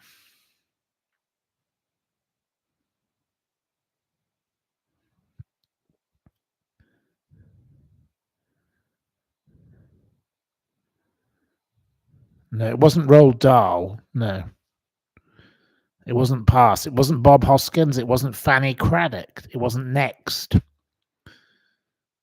No, not Bob Hoskins. I don't know why it wasn't Richard Pratchett. Right. It wasn't Stephen King. Whilst you're doing that, I'll have a bit more whiskey, I think. This is taking rather a long time. You're doing very slowly on this one. Right. You either know or you Google. Yes. Well, some of the people are playing on Google. We do know that. Some of you are very honest, but some of you are definitely good at Google. It wasn't J.R. Hartley, no. So, but cheers to J.R. Hartley because he never existed. Right. Yes, it was Gary Wolf. So, hey, Tigers, you get a second point. Hey, Tigers. Cheers to Hey Tigers because you're the first person to get a second point. You are now in the lead. Hey Tigers, well done. Gary K. Wolfe also wrote Who Framed Roger Rabbit, 1988, and he was, interestingly, I didn't know this until I started doing my quiz question, he was the biggest collector of carousel horses, the things off the fun fairs in the world. He collected carousel horses. So there you go. You've learned something else new today. My quiz does educate, and that is a nice thing that I think we do with this quiz, which is why you like it. Which Formula One team is Max Verstappen associated with as of 2025? He is pursuing his fifth consecutive world title. Which team? Matt Grant gets a point. So Matt Grant, new entrant to this particular quiz, but Matt Grant is a regular here. You get a point because, of course, it is Red Bull. I would have accepted. I would have preferred Red Bull Racing because that, of course, is the full name of the team. But anyway, I'll accept Red Bull. What was the Christian name of the wife of President Gorbachev? What was his wife's Christian name? It wasn't Minnie. It wasn't Nikita. No. It wasn't Olga. It wasn't Ludmilla. It wasn't Irina. It wasn't Staika. It wasn't Veronica. Mr. Man gets it, but spells it incorrectly. I need the correct spelling. Sorry, I'm going to only have correct spellings from my quizzes in the future. I can't accept incorrect spellings. No, it's not Anthea. Matt Grant spells it incorrectly, as does Mr. Lee Kicker, as does Leslie, as does Matt Grant, as does Lynn's. If you want to spell it correctly, I will accept. Joyce gets it incorrect as well. So Chris gets it incorrect, as does Fiona.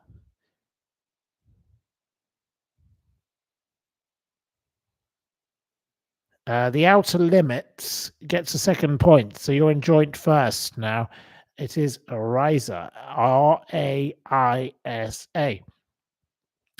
They were married between 1953 to 1999 when she died. Of course, he was the last leader of the Soviet Union, a great friend of Margaret. I met him once at the Ivy in Covent Garden when there was an event with Margaret and him.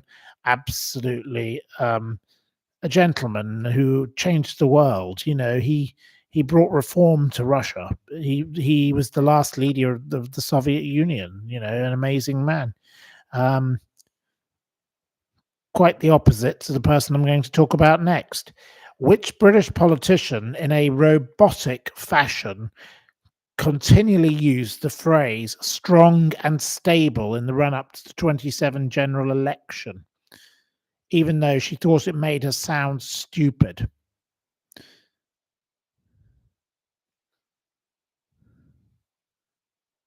Simon Coates says the Outer Limits is on 3. Why is the Outer Limits on 3? I don't know. Not sure. Mr. Lee Kicker gets the point because no, sorry, no, sorry, I'm wrong. It wasn't Starmer. No, the winner of this particular one was Lynn's. Lynn's gets a second point. So now a number of people with second points. There are 3 of you with second points. I don't know. I think we got confused, Simon, between the pair of us. But I on my notes, I take my notes. But there we are. I'm speaking with my notes. So, right. Okay. Yes, Theresa May. She, also came out with Brexit means Brexit, but I don't think I'm in the least robotic, she said. The woman was completely useless, but she used to dine in the same curry house as Rolf Harris. Says a lot about her, doesn't it? In Maidenhead. As of April 2025, what percentage of companies on the Companies House register are believed to have submitted? There are 4.9 million of them have submitted false information, including registering directors as Darth Vader and Santa Claus. What percentage? It's not 2%. No, it's not 29%, but you're getting close. It's not 50%. It's not 10%. It's not 40%. It's not 25. It's not 25. It's not 15. It's not 10. It's not 23, but you're getting close. It's not 32. It's not 22. Right. Okay. Well, loads of you coming in with all sorts of mad numbers. Liberty Cape is the close. No. Actually, no. We've got Leslie S. Leslie S. You can have the point, Leslie S, because you are correct. 20%. So Leslie S gets the point. Leslie S. Right. Anything else to say? Up to 1 million companies on the register are based on complete lies. There we go. Companies House is basically a pack of lies. Could you believe it? Well, definitely, because it's the government. Right. Okay. What is the profession? This is your 15th question of Roy O. Disney's granddaughter, Abigail Disney. What is the profession of Roy Disney's granddaughter? What is her profession? She's not an actor. No, she's not an actress. No, she's not a painter. She's not a silent partner or a legal eagle or a dancer or a singer or a whistleblower or a fashion designer or an animator. She's not a cartoonist. She's not a writer. She's not a rancher. She's not a socialite. She's not a doctor. She's not, Lois, you make a point, but I don't believe that's her profession. She is that, but that is not her profession. She's not in real estate. It's not taking the Mickey. She is a philanthropist, but that's not her job. What is her job? So she's not an architect. She's not a plastic surgeon. She's not a journalist. She's not a camera girl. She's not a page 3 girl. She's not a surgeon. She's not a toy designer. She's not a brain surgeon. She's not take the piss. She's not a pilot. She's not a psychologist. She's not a media mogul. She's not a teacher. You're all missing the point. It's so easy. Real estate. I thought this would be one of the easiest questions I gave you. I give you easy. I try to give some easy questions. She's not in accounting. She's not a journalist. She's not a lawyer. She's not a coal miner. She didn't retire early. She's not in Congress. She's not identifying as a he. She's not Roger the Rabbit. She's not animator. She's not cartoonist. She's not a pediatrician. She's not manufacturing stuffed toys. She's not a teacher. She's not a milkshake maker. She's not a female park operator. How quick do I have to go? She's not CEO of Disney. Nope. She's not a bouncer at Mothercare. I like that one. She's not a chiropodist. She doesn't dress up as Minnie Mouse. She's not a spokesperson. She's not a dentist. She's not a voice artist. Nope. I don't think any of you are going to get this. You are the weakest link, and I'm going to have to soon give this point to nobody. I will be giving a 0 point. No. It's the easiest question of all. She's not a clothing designer. She doesn't edit movies. No. No. She's not a receptionist. She's not a housewife. She's not a voiceover. She's not an estate agent. Lois gets the point. You can have it. She isn't. No. Actually, no. You don't get it, Lois, because actually, no, it's not correct to give it to you. No, because you've used a different word. Right. Hey Tigers can have a third point, which takes Hey Tigers into the lead. She is a film producer, so I can't believe you couldn't get that one. You know. Anyway, we've enjoyed a little ride around the careers. Yeah. So there we go. She is a film producer. She is also into philanthropy, but that's not her career, is it? So no, she is a film producer. Right. She produced Pray the Devil Back to Hell. That is the film that she most recently produced. She does go on a lot of protests with people like Jane Fonda, and she likes to make a lot of noise. So there we are. She's a bit of a protester. She's a bit of a. Anyway, she was in The Guardian in an interview. I'd never heard of her before yesterday. So this is a fresh quiz. So I read it and I thought, interesting. Okay, right. Of which disaster was Madeleine Astor one of 706 survivors of in 1912? Which disaster? Right. The first person was Matt Grant. So Matt Grant gets a second point. So, right. Well done, Matt Grant. Of course, she was the husband of John Jacob Astor, who was the richest passenger to die on the Titanic, and she survived. So, and their staff did not survive. Well, certainly their butler didn't survive, or whatever he was. Okay. What acreage, and Lady Min better be quiet because I've done this question with her earlier today, of the Albertopolis area, because they call the area of South Kensington where the museums are Albertopolis, area of South Kensington, does the Victoria and Albert Museum cover? How big an area is the Victoria and Albert Museum? It's not 10, but you're close. Joyce Grove says 12. I'll accept 12. Joyce, you can have a second point. It is 12 and a half, but I will accept 12. That's fair enough.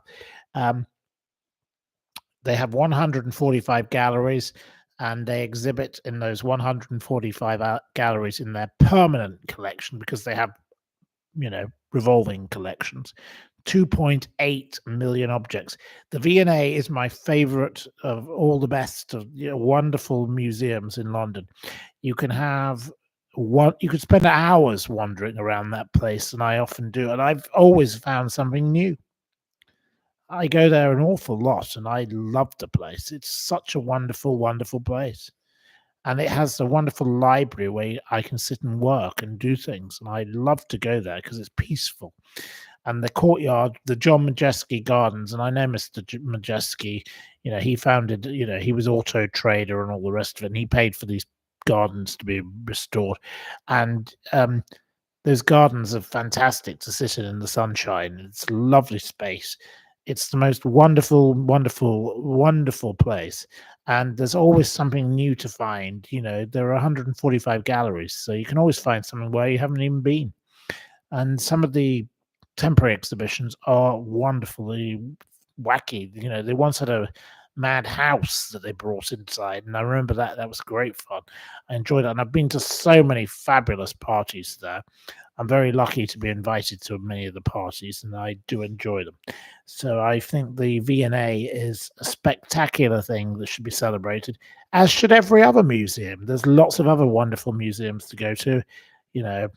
Other brands are available, as they say. Right. Who built the first reflecting telescope in 1668? It is free to enter. Yes, of course. Yes, you can go for free, but you have to pay for certain exhibitions. It was Newton. Yes, Simon Coates. You can have a point, Simon Coates. Right, Simon Coates is a newbie on the list. It was Sir Isaac Newton. And of course, it was also known as the Newtonian telescope and the Newtonian reflector. And Sir Isaac Newton was the man behind it.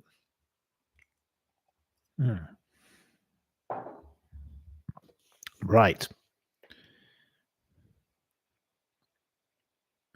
Right. Okay. To which empire was merchant Sir Paul Pindar, who lived from 1565 to 1650, ambassador of King James I to? Which place was he? It wasn't the Roman Empire, no, not between 50. Not if you were born in that period. It wasn't the Venetian, no. It wasn't Wigan.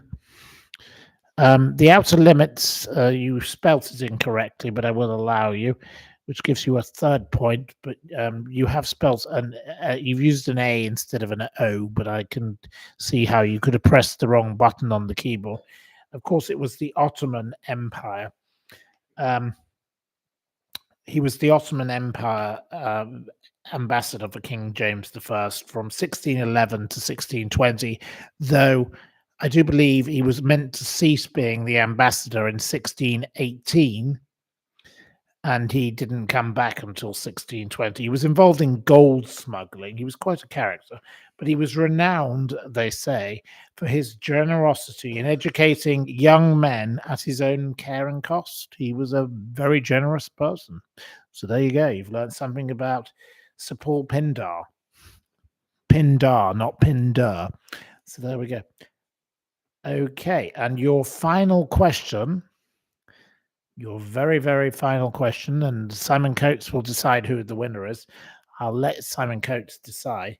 How many victims was Peter Sutcliffe, i.e. the Yorkshire Ripper, also known as Peter Coonan, because that's what he called himself after he was convicted, because he went back to his mother's maiden name because he thought that would be a way of changing his life. If you're the Yorkshire Ripper, you don't need to change your name. How many victims was he convicted of killing at his 1981 trial? Oops, I've just dropped the pen. Anyway, there we go. The pen has gone. Oh, there we go. Got it back. Right. Loads of you are chiming in very quickly. Right, I have to go back. Mr. Lee Kicker gets the point. Mr. Lee Kicker is the very first. He was convicted of 13 murders. So Mr. Lee Kicker gets 1 point.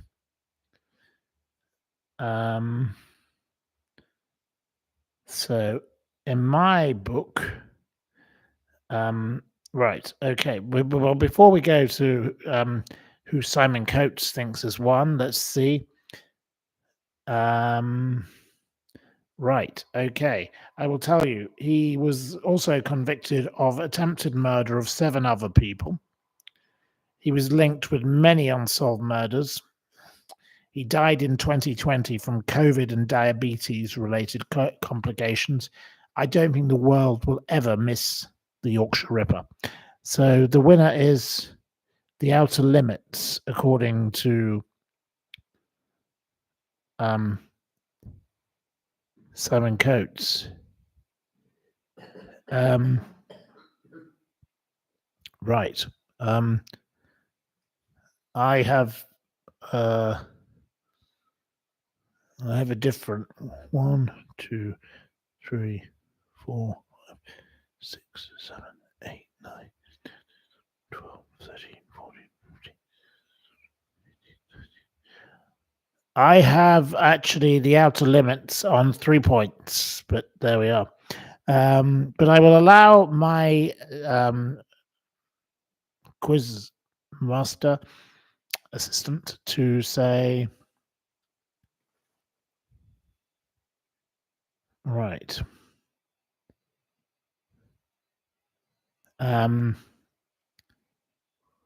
Right. Okay. I think we've done the quiz for today. Yes, we've done that.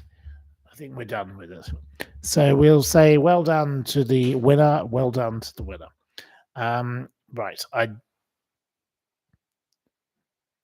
You'd like another quiz? Oh my. If you want another one, we can have another one. Okay. Well, let me pour myself a whiskey and sort my microphone out, because my microphone is falling off, which is not a good idea, because if this thing falls off and breaks, it's very expensive. Um, right, I need to balance my microphone. If you'd like another quiz, would you like another quiz? If you want another quiz, say 1. If you don't want another quiz, put number 2. That's what another channel does. Right. Right. Yes, you want another quiz. Right. Okay, you can have another quiz. I'll spoil you. Okay, I'm going to have a bit more whiskey. I think my companion here has enough wine to keep her going. Right. Okay. She needs to go to the bathroom, but I can't really do anything. Right. Okay. Right. You'd like another quiz. So, right. We'll give another quiz. I'll try and find one that's relevant. Okay. I don't know if we've done this. I can't remember if we've tried this one before. There are certain ones that I've got confused. Have we done the one with Dr. Buck Ruxton? Have you done that before? No, probably not. So let's try that one. Okay. Right. I didn't realize it'd keep going. I need to go to the bathroom too, but I don't worry. I can keep can wait. In which city, which is where I grew up, went to school. Sorry, and we did have a home there after my parents got divorced. Did Dr. Buck Ruxton murder his common law wife and housemaid in 1935? Dr. Buck Ruxton was a very strange man. It was Lancaster. So, right. Who's going to keep notes in this quiz? Is it going to be you again? Right. Matt Grant gets the point on my notes. Oh dear, I'm writing on other bits. Matt Grant, 1 point. I'll let you have 1. Okay, Matt Grant wins the point. Okay, it was Dalton Square, Lancaster, and it's now a municipal office. It's a beautiful Georgian square, and what a shame. The horrible man. And he chopped the bodies up, and he was very good at doing it. And he was very stupid because he wrapped them up in the local newspaper. And of course, when he distributed the body parts in Scotland, it was in a local newspaper that came only from that area of Lancaster and Morecambe. So, what an idiot. He was actually rather stupid, that man. For all the brains he had, he was very good at chopping up the body parts, and he was very clever in how he did that. And he chopped off their fingers and their toes and everything, and so there'd be no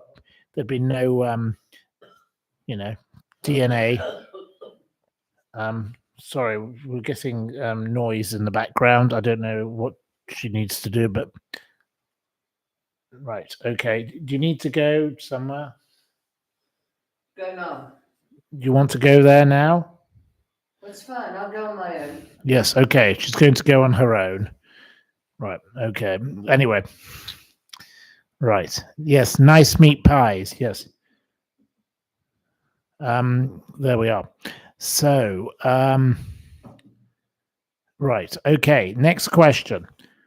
With which fellow famous writer did the late Barbara Taylor Bradford go to school with before her career as a very prolific novelist? Which writer did she go to school with in Leeds at the Christchurch Upper Armley C of E school? Which school did Barbara Taylor Bradford? It wasn't Shakespeare, no.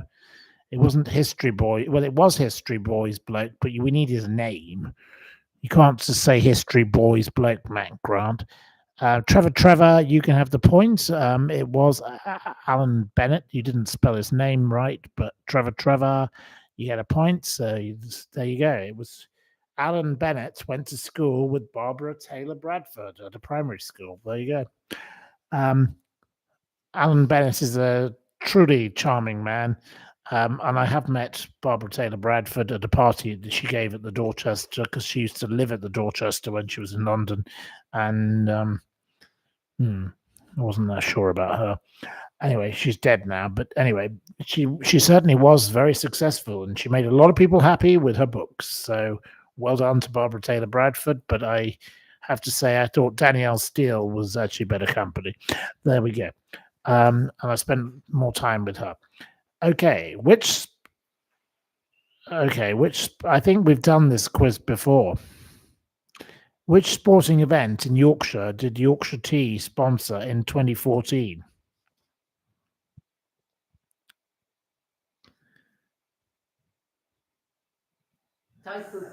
It was a cycling tour, the Outer Limits. Okay, yep. Well, it doesn't matter if we've done it before. Right, okay, because whoever wins tonight wins. The Outer Limits. We have done this quiz before, yes. Okay, it doesn't matter. We'll carry on. Right. I don't know how this one got mixed up in the others. This one got mixed up back into it. Right. Doesn't matter. There were so many that they've all got mixed up. What were once described as crackers that belong in the crisp aisle, and like Jaffa cakes are cakes that belong in the biscuit aisle?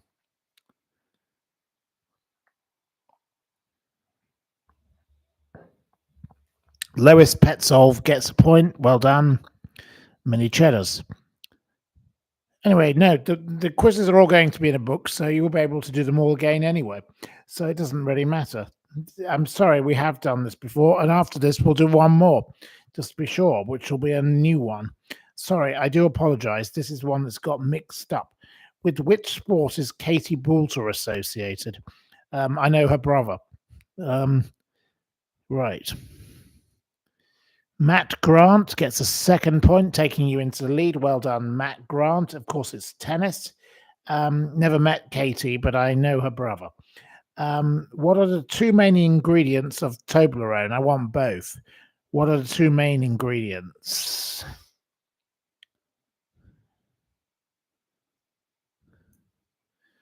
Nougat and chocolate. I'll accept that. James Webb, you can have the point. James Webb.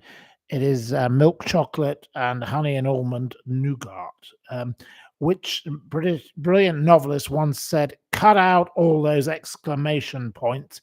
An exclamation point is like the laughing at your own joke. I hate exclamation marks. I never used them. I think they're disgusting.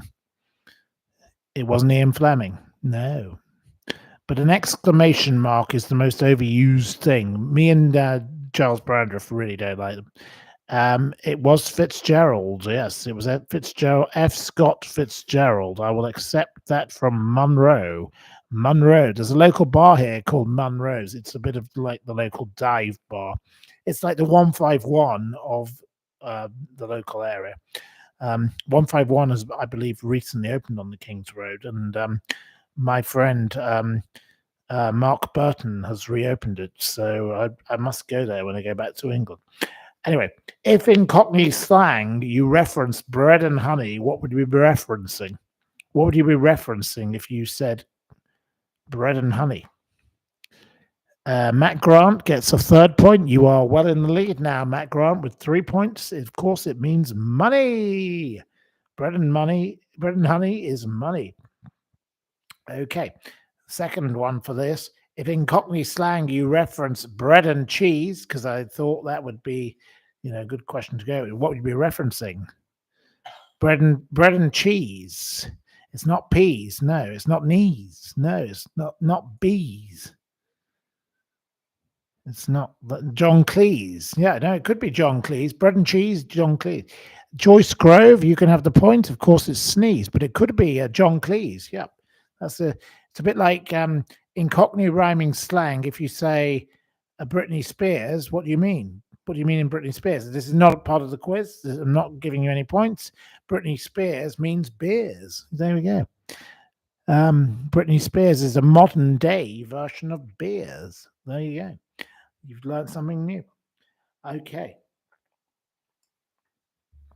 I love spending my days looking up weird things like this, and I'm enjoying writing this little book.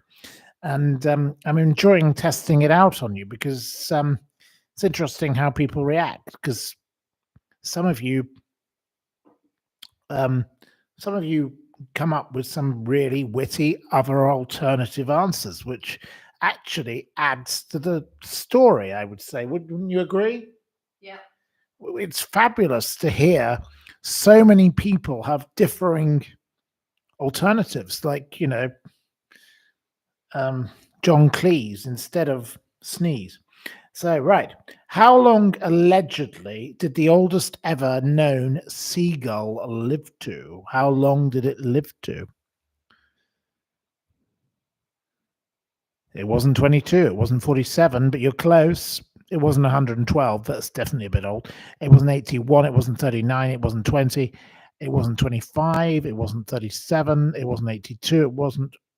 Yes, Joyce Grove gets a second point. Well done, Joyce Grove. You are now in second place. It was 49. Okay, how much did Captain Tom Seymour raise for charity during the COVID lockdowns and before his dreadful daughter brought disgrace on his family? How much did he raise? It wasn't 40 million, but you're close. We've got to let's see if we can get a bit closer. It wasn't 212 million. No, that's miles away.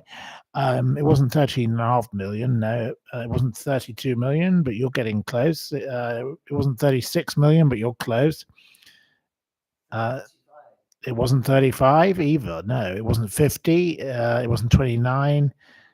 It wasn't 35. I've already said it wasn't 35. It wasn't 41. Joyce, you can have a third point, which takes you into joint first. It is 38 million was the roundabout number before she disgraced him. She was an utterly reprehensible woman, wasn't she?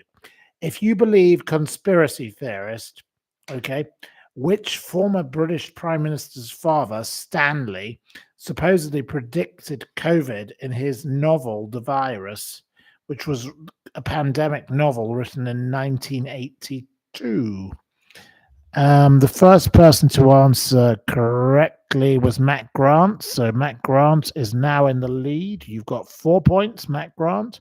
It was Boris Johnson's father, Stanley. Okay.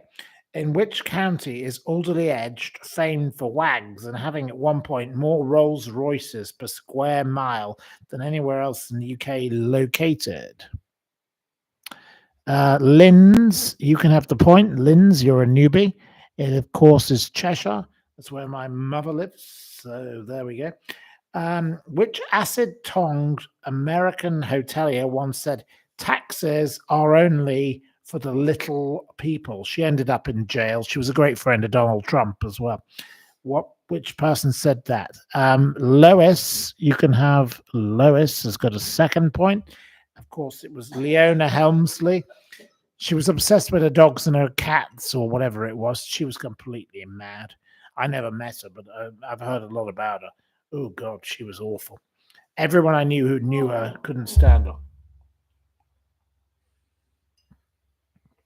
Right, I'm sorry about the noise in the background. I hope she's okay.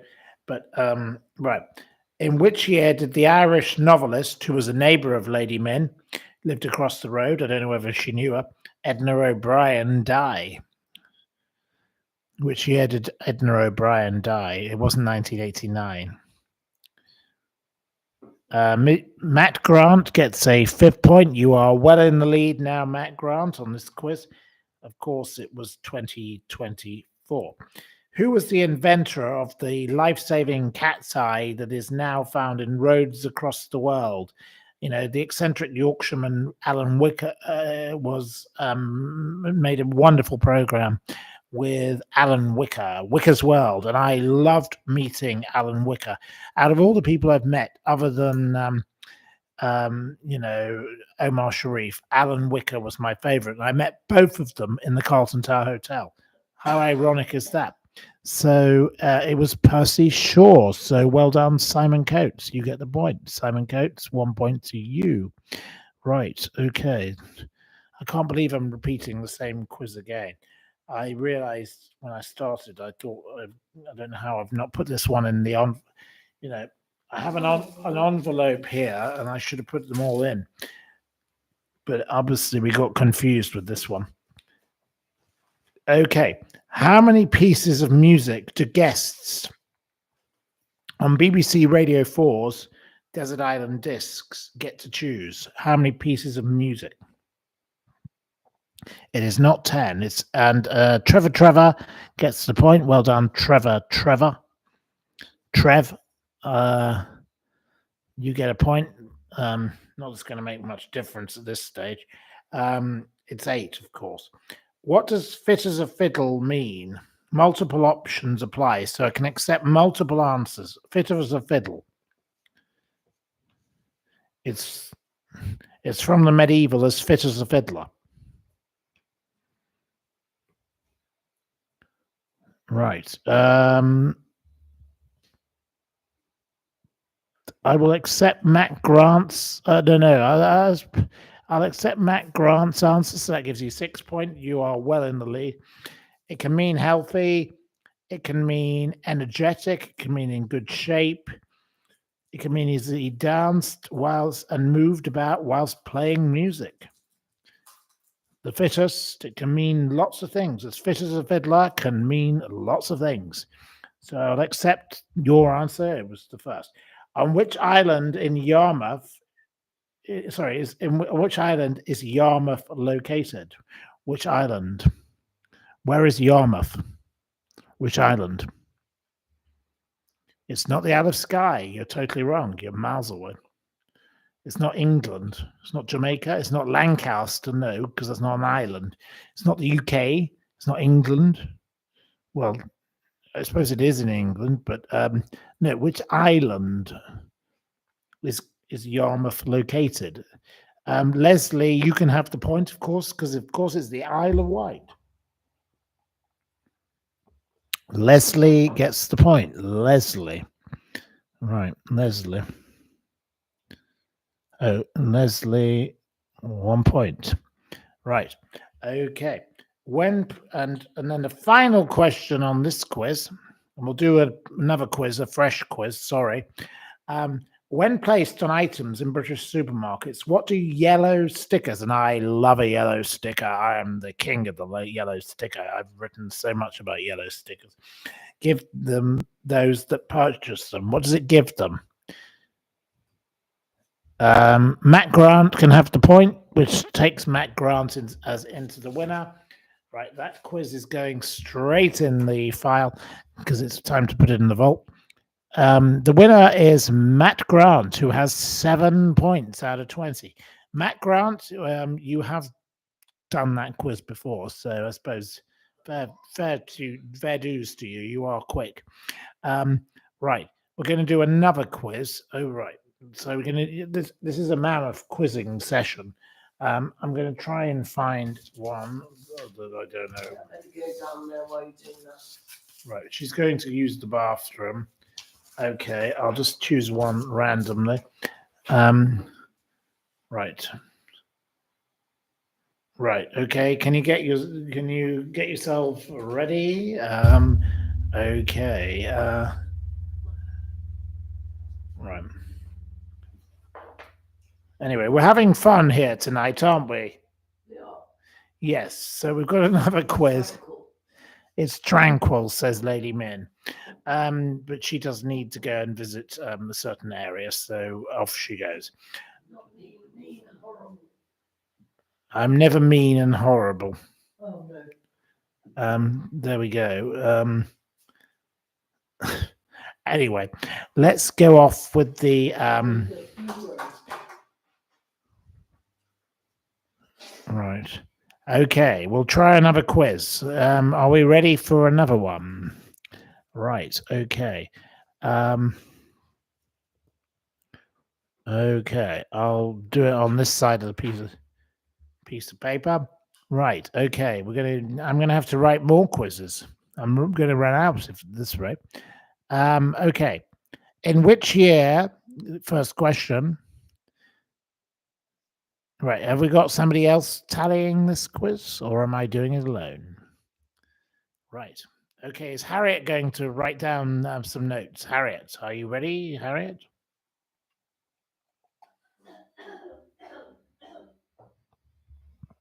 I apologize for background noise. I can't help it, but there we go. Right. Harriet will write down some notes on quiz, because this is a new quiz. I'm sure this is a new one. I'm sorry about the other one, because that was one I knew that one had slipped through the net, but I couldn't remember which one it was. Because we do so many. And I have got an entire folder here full of them. So, right. New quiz. I know this is a new quiz.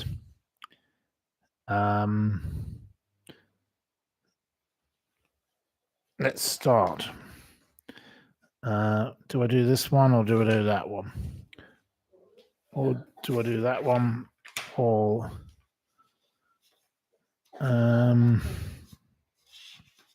right, let me have a look. No, I think we'll go with the first one that I wanted to do. Right, okay.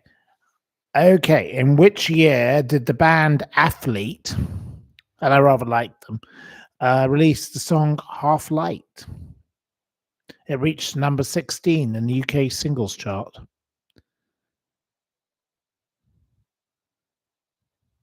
It wasn't 1985. It wasn't 19. Adam gets the point. Well done to Adam. 1 point to Adam because it was 2005. Which American state is gumbo primarily associated with? Gumbo.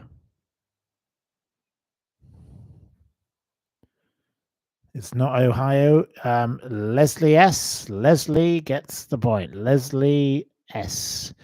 gets it with Louisiana, of course.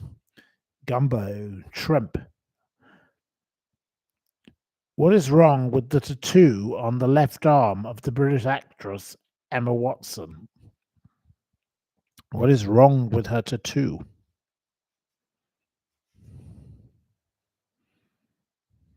It's not back to front. I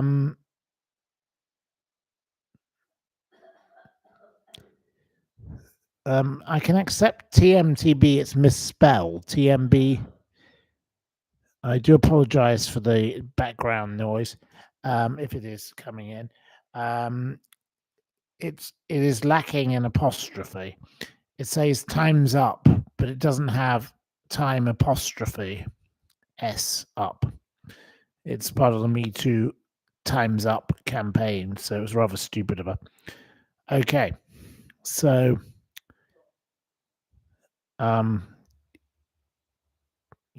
there we go. Anyway, Lady Min is in the bathroom area and can't do anything about it. I have to deal with this kind of situation. But she's coming back to join in.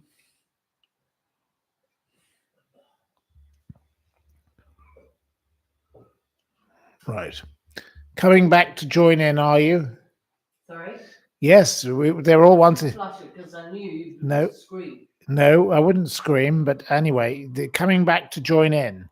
And the audience love having your participation. So come back and join in. Thank you for that. And we'll move on to the next question. I know there's a lot of coughing, which is a bit irritating also, but she's coming back to join in. She wants the Toblerone. I bought a Toblerone. I don't know why I bought a Toblerone, but I did. But yep, she wants a bit of that. So let her have a Toblerone. We don't need the noise, though. Oh, God. I do apologize, the Toblerone. I cannot move. I've got to keep going. So, okay, while she's making a... There's no need for any... You just keep going. Just come and sit down. We'll do the quiz, and then you have some wine, if you want wine. Come on, just come and sit down, please. I do apologize, viewers. Sorry, we have to get on with this. We've got to finish the quiz first. You can have a glass of wine after the quiz. Let me finish the quiz. You're ruining the quiz. It's the second one or third one. Just let me get on with it. Anyway, next question.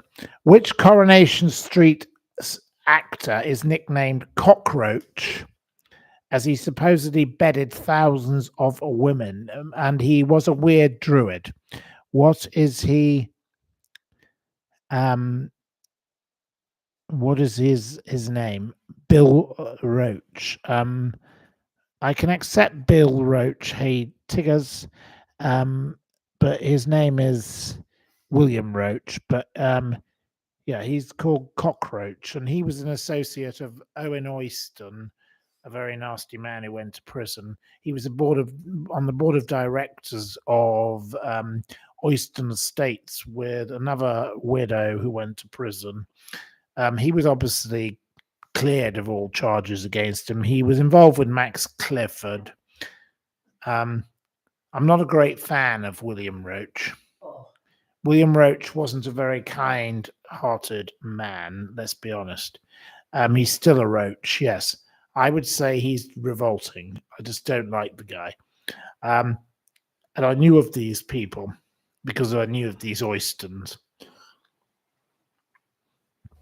And the Oystons were very involved with the Maxwells as well. So really class act family, hey? But William Roach is considered now, national treasure, but let's see what happens. Anyway, there we go. William Roach, Cockroach. That's what they nicknamed him. The man who slept with thousands of women and is a druid. And he dresses up in weird white sheets. Yeah, likable bloke. Yeah. Great friend of that horrible man, awful, off the ITV as well. I forget his name. Awful. Okay, well, I'll move on to a more positive thing. Okay, which author once said the road to hell is paved with adverbs? I can't stand adverbs either. Awful. Which author questioned the adverb? Because I don't like an adverb. Too many adverbs by most writers. Awful. It wasn't Arthur Miller. It wasn't Schofield. Philip Schofield, author. Philip Schofield couldn't write a bloody bus ticket, let alone it was Stephen King. Lady Min's cat. Lady Min's cat. Lady Min even has her own fan club now. Yeah, you've got your own fan club. Lady Min's cat. I don't have a cat. She doesn't have a cat, she says. Lady Min's cat. Okay. Well, whoever Lady Min's cat you are a nice person. Right. Okay. I'm accepting Harriet talking to me about all sorts of things, but I've got to do the quiz. Right. We'll talk, Harriet. One day, Harriet, why don't we just have a phone call? It would be easier. I can't do all of this right now. What is a boatswain or a bosun? What is a boatswain or a bosun? It's not a hat. No.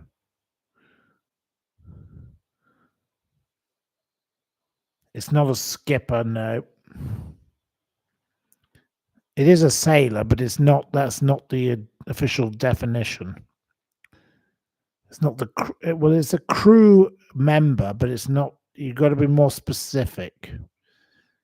You're saying lead deckhand.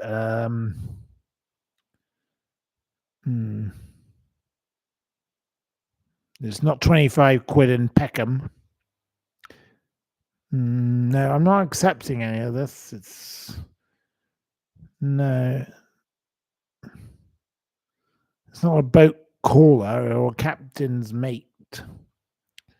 It's not a fisherman. You are all close, but you're not quite right. It's not a cabin boy, that's for sure. Nope. It's not a fisherman's friend. And I loved my old friends who make fisherman's friends, and lovely family they are. I love them. It's not Seaman Staines. No. Good joke. Right. Okay. It's.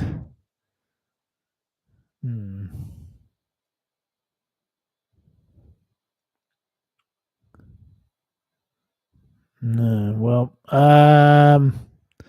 I'll go backwards and I'll accept one of you. Let me have a look. It's definitely not Ken Roach, that's for sure. Because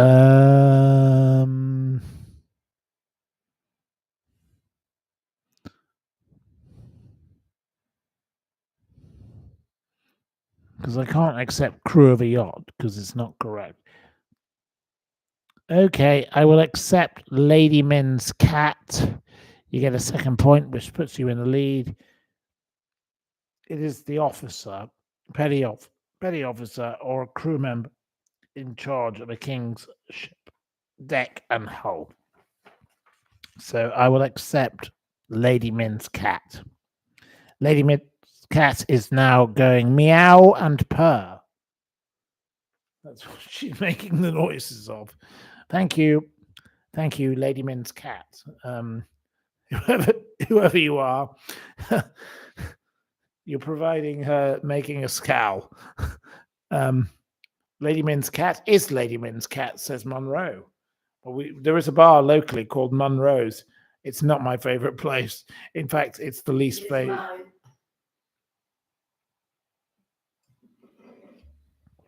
Right. Okay.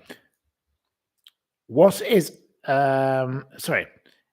If you said you were Tom and Dick in Cockney rhyming slang, if you were Tom and Dick, what would you be? If you were Tom and Dick. Joyce Grove wins the point immediately. Joyce Grove, well done. You get it? You're sick. Tom and Dick is sick. Okay, in which year did the prolific author, we've talked about her before, the dreadful Barbara Taylor Bradford, die? What year did she die? She wasn't that dreadful, but she was a bit annoying. She was a bit boring, I will say. It wasn't 1998, no. It wasn't 2023. It wasn't. Trevor gets the point. I'll give Trevor the point. It was 2024. Which British university was fined $585,000 in March 2025 for perpetuating the culture wars and curtailing freedom of speech? Which university? It wasn't Liverpool, no. It wasn't Oxford. It wasn't Cambridge, and it wasn't Imperial. No, it wasn't Edinburgh. Some of you keep repeating silly things that have already been said. Leeds, no. Liverpool, no. LSE, no. And I went to LSE. It was Sussex. Adam gets the point. Well done, Adam. It was the University of Sussex. So Adam gets the point. Well done, Adam. What would you call a Malay curry with noodles? What would a Malay curry cooked with noodles be called? Rice. Madam says rice. She's totally mad. It's not a green curry. It's not a pad thai. A Malay curry cooked with noodles. It's not a Penang. No. You're all way off. But Madam says rice, but that's totally deranged. A bizarre answer. I've never heard. She shouts in the background. She's not meant to shout because you're meant to be the ones participating, not her. Anyway, no, please don't shout. She thinks it's a mango curry. Right, it looks like nobody's going to get this, but right, I think 0 people win. The winning answer would have been Alexa. So 0 points to that. So we're now down to 19 points. Okay. In which P.G. Wodehouse novel did this line appear? And she's got brains enough for two, which is exactly the quantity the girl who marries you will need. Which one was that? Which P.G. Wodehouse novel did the line, and she's got brains enough for two, which is exactly the quantity the girl who marries you will need? No, which book? It wasn't Joy in the Morning, no. It's not Jeeves and Wooster, no. P.G. Wodehouse. Which book? No, not. It wasn't Heavy Weather. No. And Lady Min's Cat is now in the lead. Lady Min's Cat is going to be the leading person. You get 3 points now. Of course, it was mostly Sally. Mostly Sally. The cat is winning the race at the moment. I haven't read mostly Sally myself. I ought to get a copy. Probably should do. Okay. Now, Lady Min has to keep silent. Put your hand over your mouth. What was the village of Saint-Tropez before it became a home to the jet set? What was it? When the jet set arrived, all the fancy people, it was a fishing village. Leslie S., you are getting a point. Leslie, you are now in second place. Of course, it was a fishing port. Yes, there we go. What aside from World Wide Web does WWW stand for? Apart from World Wide Web, it's not Janet's Bar. No. Nothing stands for Janet's Bar. Joyce can have the point. Well done. You get a second point. It's the Worldwide Fund, Wildlife Fund. You missed the D on world, but I can allow that. I understand you typed quickly. Okay. Which sport is Wayne Rooney primarily associated with? Which sport is Wayne Rooney? The first person to answer is Lady Min's Cat. So you've got 4 points. Now you're really leading. Right, okay. 4 points to Lady Min's Cat. Of course, it's football. The alternative sport could have been shagging grandmothers, but there we go. Okay. Now we'll turn to a favorite person of mine who I really don't like. What did champagne lifting sort Richard Madeley call his now booze loving wife, Judy Finnegan, when they first met? What was their nickname? His nickname he had to give her. What did he nickname his? Okay, Simon Coates wins a point. Simon gets a point. Okay, Simon, well done. Of course, it was Mummy. How weird and twisted and odd. What a ghastly odd pair. They are the most awful people I've ever met in my entire life. Every time I've encountered them, they've caused me nothing but offense. I cannot stand Richard and Judy. Awful people. Okay. And where I also used to live. Okay. In which London square did both Ava Gardner and James Bond actor Charles Gray live and allegedly shout at each other from their respective balconies towards the end of their lives? Which square? I need the name of the square. And she lived at number 30. Sorry, he lived at number 30 and she lived at number 34. It wasn't Berkeley Square, no. It wasn't Leicester Square. It wasn't Trafalgar Square. It wasn't Nightingale Square. It wasn't I Need a Cup of Tea Square, no. It wasn't Hangover Square. It wasn't, no, Russell Square or Mostly Sally, no. It wasn't Sloane Square, no. But I lived in the very square when I was at university, so...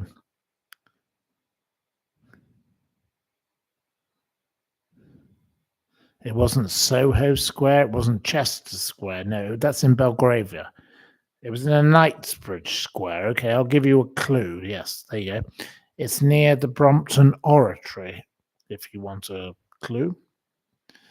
It wasn't London Square. It wasn't Celebrity Square. No, it wasn't Sloane Square, which is not near Knight's Brompton Oratory. No. Nope. Okay. Harriet says, damn, I know this. Okay, right. I will. It wasn't Queen Anne Square. It wasn't Albert Square. No, that's Albert Square in reality, weirdly, is in Kennington. It's actually not in the east of London. There you go. The real Albert Square in London, which obviously EastEnders, it was Albert Square. Albert Square in reality is actually in Kennington, which is in southeast London. So it's nowhere near where it's portrayed to be. Right. It's not in Beauchamp Place. It's not in Gloucester. It's not in Cadogan. No. It's not in Chelsea. You know, that's where Bernie Ecclestone lives. God help us all. He's a right old piece of rubbish. It's not in Only Fools and Horses Square. It's not in Steptoe's Yard. No, right. Nobody gets the point on that one.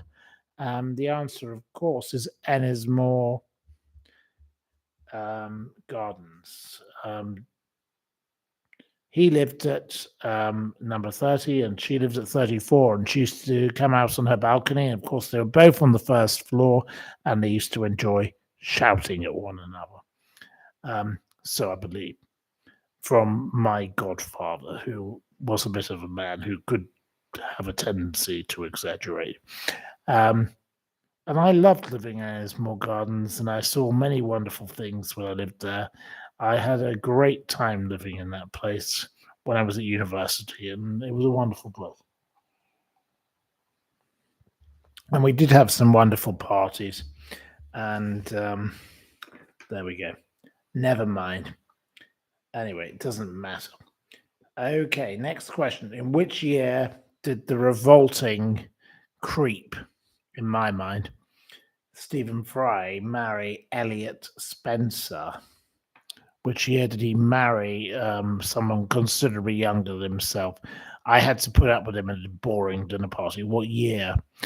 You're saying 2019? No. 2010, 2022, 2017. TMTB gets the point. TMTB. It was 2015. They never get photographed together. It's a bit weird, isn't it? What's that all about? Stephen Fry, and he's now Sir Stephen Fry. He is the most pompous prick I have ever had to spend a weekend with. He never shut up about how successful he was, how important he was, how he'd achieved, how he'd done this. And we couldn't talk about anything else. Nobody at the table was allowed to talk.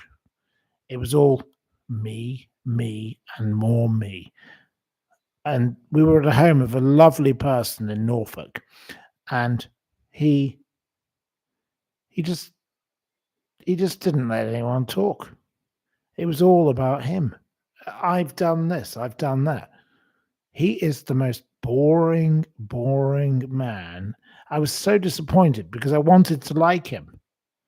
Because, I'd watched him in various programs, and I thought, well, I'll ask a few questions. But there wasn't even a chance. This is before I did any of this kind of stuff. I was like a young person, and I just thought, this man just never shuts up. He's awful. And every single other person felt the same. Awful. Vile. Ghastly. Can't stand the guy. Okay, next question. Okay, this is a question about my school, where I went to school. In which year was my school, Lancaster Royal Grammar School, founded as a free school by John Gardiner? Which year? I was educated there. I'm very honoured to have been to such an amazing school. Which year was it founded? It's not 1820. It's not 1968. It's not 1889.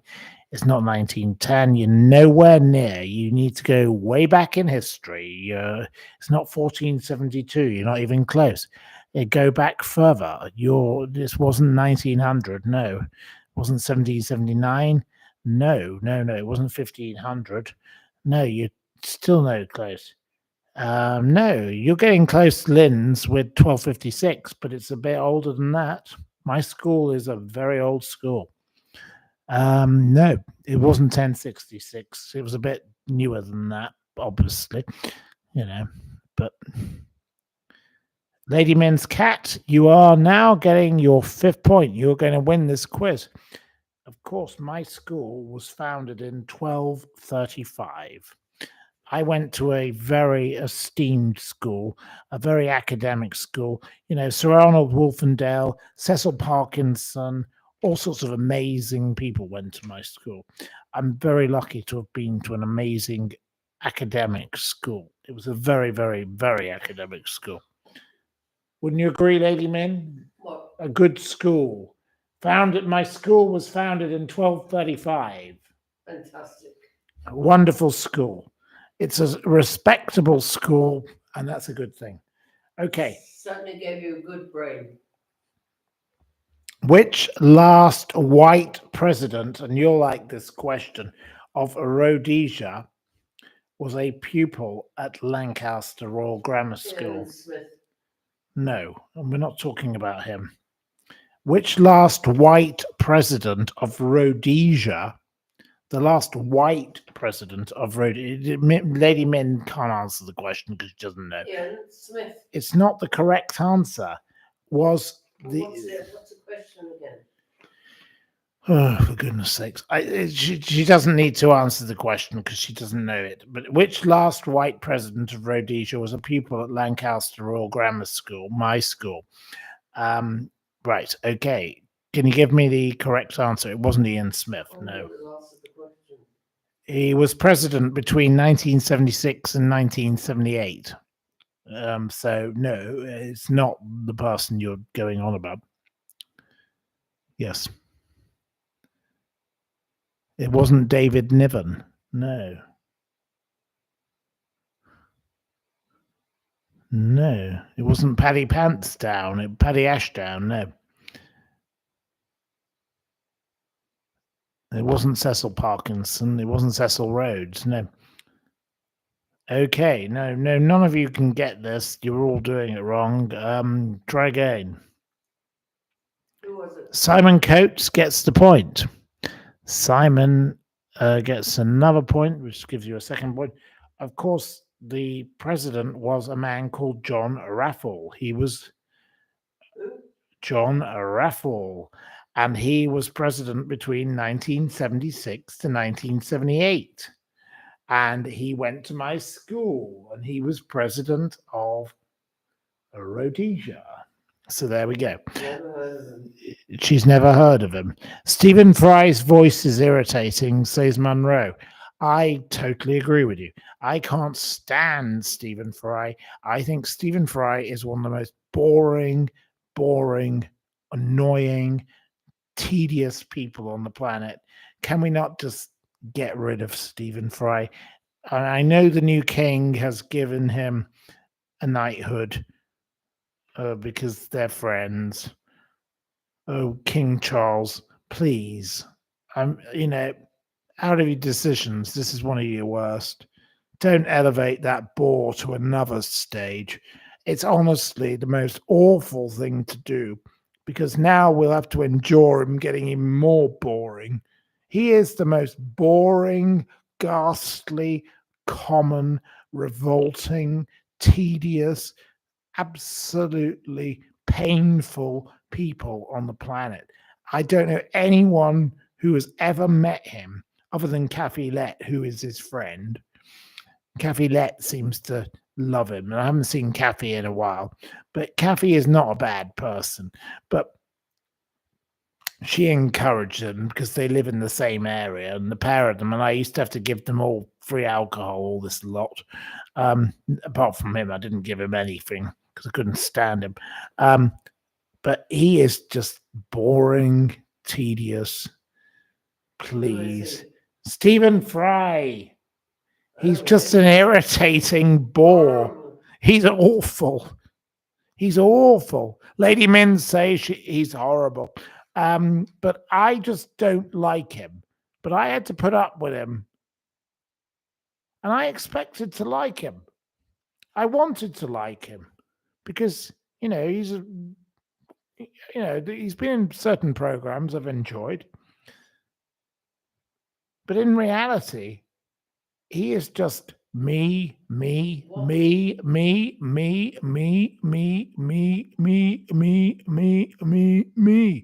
He is the most boring man on the planet. I've never met a more awful person than Stephen Fry. And I've met some pretty bad people over the years, but I put him as number one. I've got to do a list of the worst people. I'm going to be doing, actually, before I forget, we'll finish our quiz in a moment. Okay, I want your nominations. Send them to editorial@thesteepletimes.com. We've started the lists. Okay, right. I've got to pull my own glass of wine. No, you can be quiet for the moment. Right, okay, I'm going to finish the quiz and then we'll deal with this. Okay, we'll finish the quiz and then I'll deal with the next part of the matter. Right, okay, the final question. So we decide the winner of this. What was the naturalist, Sir Richard Owen, a pupil also at my school, Lancaster Royal Grammar School, said to have a remarkable gift for interpreting? He was a critic of Charles Darwin. Sir Richard Owen, who was a famous pupil of my school. It wasn't Cilla Black. Well, she may as well have been what exactly he described. Right. It wasn't dog barking. No. Dinosaurs I can accept. I'll accept dinosaurs. Hey, tigers. So you get 2 points. So on this particular quiz, which was partly about my school, the winner is Lady Min's cat, who gets 5 points. Well done to Lady Min's cat. But Sir Richard Owen, of course, was also a critic of Charles Darwin. He was a critic of fossils. He didn't believe in the power of fossils. And he was a very great, my school produced Sir Arnold Wolfendale, all sorts of people. Produced me. My God, that's a disaster, isn't it? What a weird thing. You wouldn't want me, would you? You wouldn't want me on a Wednesday. Anyway, so, right. Okay. I'll put that quiz over here so it can go straight in the envelope with the other one. I do apologize we did the other one twice, but anyway, you enjoyed doing it twice. I've got plenty more, don't you worry. Look, here you are. And I'll write another one tomorrow. It takes me a lot of time to think about it because I have to think about mixing up the sport and a bit of common, i.e. Coronation Street type questions, because we have to have a mixture of questions, and then a bit of intellectual. And but I enjoy doing it, and I'm glad you enjoy participating in it. I'm not being a snob in any way by saying, it's a mixture. It's a total. And that's why my friends, Kathy and Mike, I send it to them every day, and they enjoy doing it with themselves because they don't watch this program, obviously, because they live on a boat and they have their own lives. But they like my mixture, and they said it challenges their minds because it's such a mixture. And I listen to music, and if I hear a song, I then Google the song, and I think about, where did that song go to, or who wrote that song, or whatever.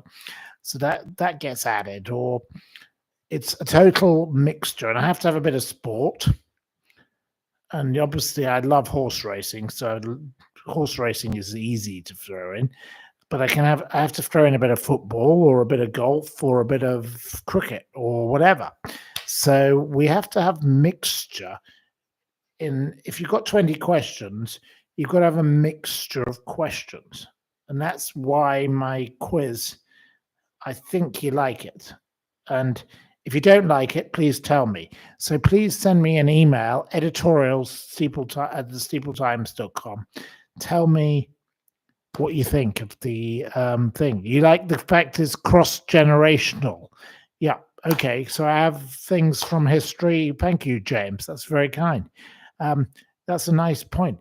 It has to be cross-generational, yeah. So it has to be things that appeal to the youth of today and the old pensioner. Yeah, I totally agree. You think it's an inspirational quiz? Well, that's very kind. Thank you. Thank you very much, Linz. That's very nice. Right. Okay. You like my food questions? Well, I love talking about the restaurants that I go to. I love restaurants. I love fine dining. I'm very into food. Weirdly, I don't get to do it very much, but yeah, I love when I used to go to places like the French Laundry. So, that's why I throw in questions about things like that. Wonderful places. Okay, that's a bit elitist, but so what? It's my quiz, so I can do what I want. I can only do everything from my own life experience. I'm not really into going to McDonald's, but I bring in questions about McDonald's. I've done loads of questions about fast food and all the rest of it, but it's not my world. But I like to ask the odd question about the odd Michelin-starred restaurant or whatever, because I've been to a few. So what? It doesn't harm anyone. But I don't overindulge on those things. We have a mixture of things. We have things about Costa Coffee or Starbucks or whether I put in questions about Weatherspoon. Hello. I mix up the questions. It's a total mixture. So no, I don't want to be criticized for. I'm not elitist. No, definitely not. I do questions about poor people. I do questions about rich people. I do questions about. It's a mixture. I mix up everything, and I try in each one. Sometimes I bring up golf, and sometimes horse racing, and sometimes shopping, and sometimes Primark, and sometimes Cartier. So the opposites. What's wrong with that? So I don't believe I should be criticised for my questions. Sorry. Nope, not prepared to be criticised. Fiona says it's a very clever quiz. Thank you. That's very kind of you.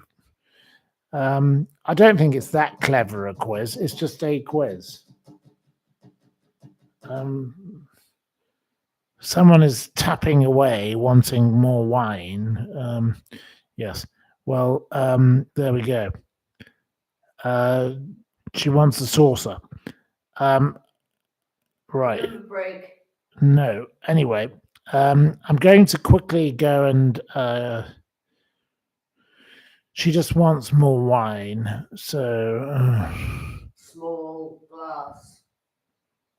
right. Okay. I have to quickly interrupt to get a glass of wine for a certain someone. But no, it's not correct to be interrupted because I offered to pour enough, and anyway, I'll just do it. So please be patient. I'll be back in a moment. It's like when we used to have that stupid Finn in the background. He was another Wassac who caused me no end of trouble. Forgive me. Whoa.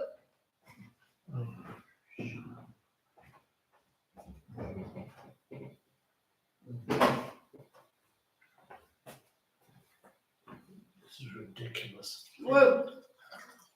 Bit more. No. You don't need any more than that. You poured off the chair. I didn't.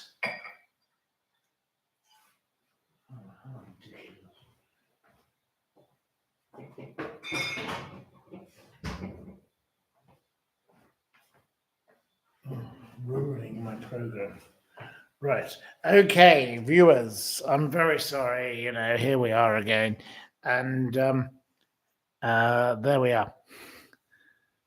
All right. Cheers to you. Anyway, Thank you, Ewan.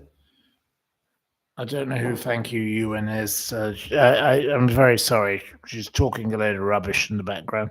Right. Anyway. Right. Yes. Cult Television has arrived. Hello, Cult Television. You're arriving at the time that we are just about to finish, but we may keep going for a little while. You looked at my school. Is it a castle? No, it wasn't in a castle. No, I didn't go to school in a castle, but it's a very old school. It's very ancient. Anyway, there we go. No, not in a castle, but very ancient, yes, but as a school. Anyway, so, right, okay, we've done 3 quizzes. That's quite enough quizzes. I don't want to do any more quizzes. So you've had 3. Mr. Gorse. Mr. Gorse was my French teacher at school, yes, and he is regularly in the chat. And Mr. Gorse is a very communicative person, yes. And I'm sorry he's not here today.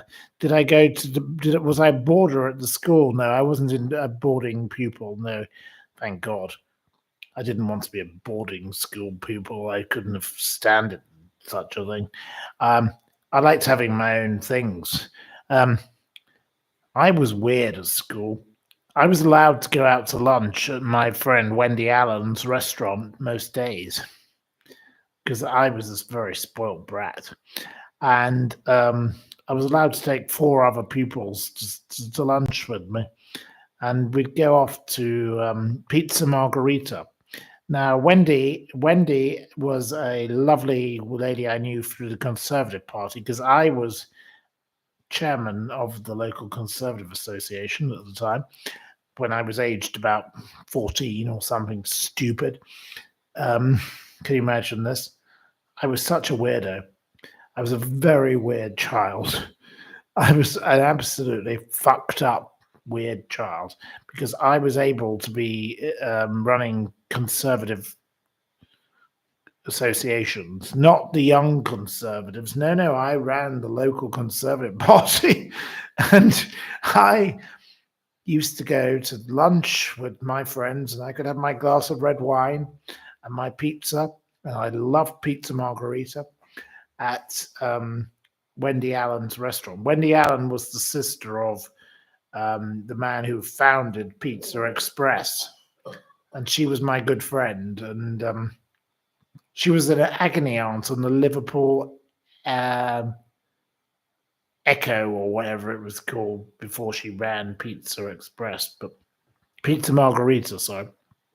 And he ran Pizza Express, and he died, with no money, but he sold the company for hundreds of millions, but he put it all into stupid football clubs and stupid things. They were very odd people, but anyway, I had a great time growing up when, being involved in politics. And I used to spend, I was allowed time off school to go to political events. Can you imagine this? It wouldn't be allowed in this woke age.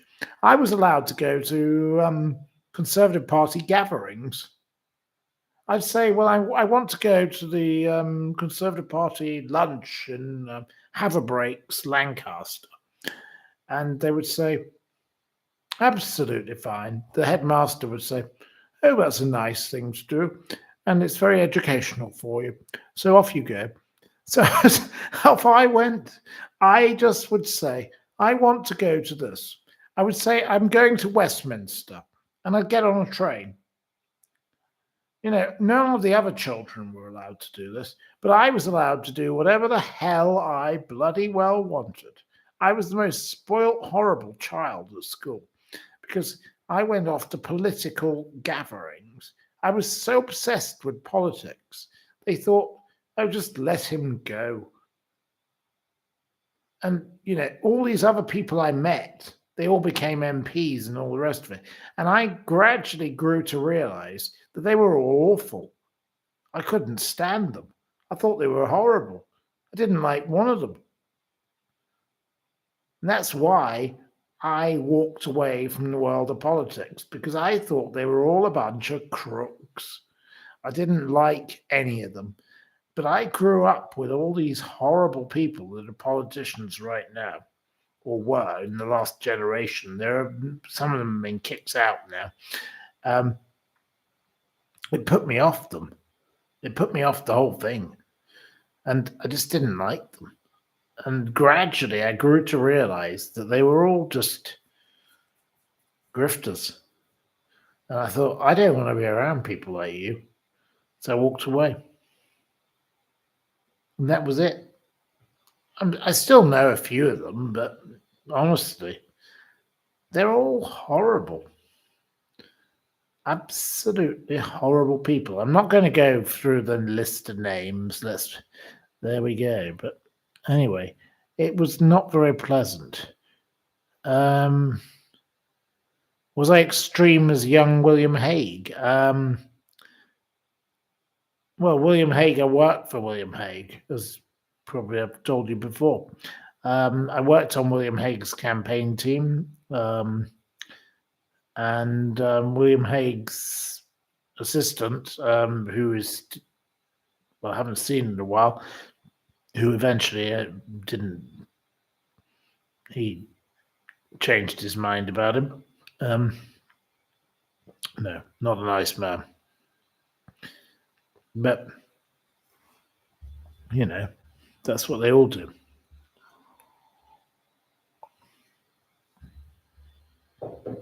You want photographs of me as a child? No. I'm not charming. No.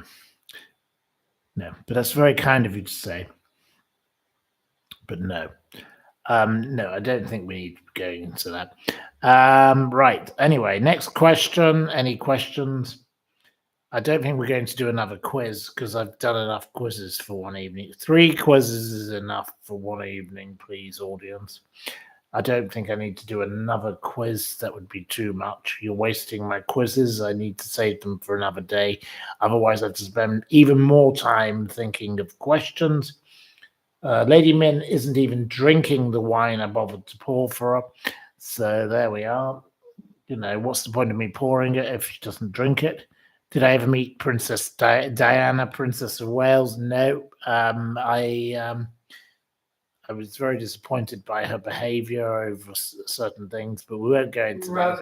We won't go into that tonight. I don't. How dare you shout at me in the background about what she did? That's disgusting, Camilla.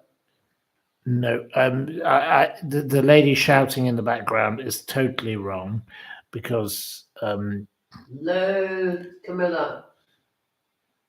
Absolutely disgusting what she's shouting. She's appallingly rude. I don't agree. Kill Diana. She did not help anything. So that's disgusting what she's saying. Shut your mouth. Be quiet. How dare you? Yeah, she's like me? Yes. Min is like Jilly Cooper, says Beck. Min is a Jilly Cooper, yes. Yeah, a loudmouth. Yeah. I could be without the vulgar stuff. She's had too much to drink. Well, there we go. Rubbish. There we go. Anyway, I'd rather talk about my own things. Please, can you be quiet? Enough is enough. Absolutely. I totally agree. Right. Okay. No. I don't need people shouting at me in the background. I didn't like the other one shouting at me on that other program, and I don't like this one shouting at me either. Please, can you be quiet? You've got your wine. Drink your wine. Who was the other one shouting at you? None of your business. I'm trying to do my program. I don't need people shouting at me. Absolutely not. I totally agree with all of you who agree with me that I do not need a single person shouting at me. People shouting at me have no place on my channel. Get out of my way. Get off the air. Go and shout on your own place. I don't need you. Vulgar. I don't need horrible people shouting at me. Awful. And that is it. Exactly. Right. Have I met Douglas Murray? No, I didn't. No.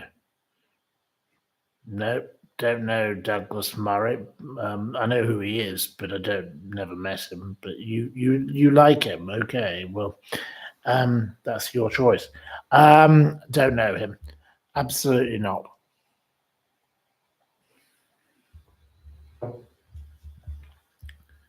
Right. Right. Well, we're getting noises in the background, which doesn't really help. What do I think of Prince Edward? I think he's perfectly polite. Don't have a problem with him. Okay, right. Okay, next question. Let's have another question. We're at 3 hours. I'm going to stop very soon because it's time I went to bed. I've absolutely had enough. It's time that I go to bed because I've done 4 hours of television this evening because I did an hour on that other program. No, it's time for me to give up. Have I ever met Tony Blair? Yes, I think Tony Blair is a fabulous man. I think but he is a problem with him. You know, he should never have gone to war without the science. But other than that, he was a great peacetime leader. And he ran the country absolutely in the style of Margaret Thatcher. He was Margaret Thatcher's natural successor. He did a good job in that way. And his views on Brexit, fabulous. Totally agree with him. I hate Brexit, as you know, with a passion. Brexit is the most evil thing, the stupidest move that we've ever done in this country. Brexit was disgraceful. Tony Blair, yeah, he's a bit of a hypocrite. But look, he got rich. He got very rich, but his son got even richer. So, you know, his son is very successful. And my lawyer friend, who I won't name, did very well, you know, who was at university, school with him. And, you know, I've known a few of these characters, but I will say Tony Blair, look, history will remember Tony Blair favorably. It will not remember Gordon Brown favorably, the man that sold the gold. It will not remember David Cameron, the self-serving, you know, social climber, very well. It will not remember Liz Truss, the woman who lasted not even as long as a lettuce, favorably, correctly. History will not remember Rishi Sunak, you know, the man who was just married to a billionaire from India, very favorably. It will not remember John Major, you know, shagged Edwina Currie, very favorably. Though I think John Major actually will be remembered a little bit better than most of them. It won't remember Boris Johnson, the buffoon who got bitten by an ostrich, very favorably. It will not remember Keir Starmer, the farmer harmer, you know, the man who was too obsessed with going to Taylor Swift concerts to bother being prime minister, very favorably. It will not remember Theresa May, the woman who is associated with putting the bins out, you know, boys' jobs and girls' jobs, and going to the same curry house as Rolf Harris, the most revolting child abuser, very favorably. Have I got through them all? I think I've done a lot, yes. Awful, awful people. I think the worst of all the lot that came since wonderful Margaret. And Margaret Thatcher was the most fabulous person on the planet. I don't care what you think of the Queen and all the rest of it. Margaret topped everybody. Margaret was the best person ever, ever, in my view.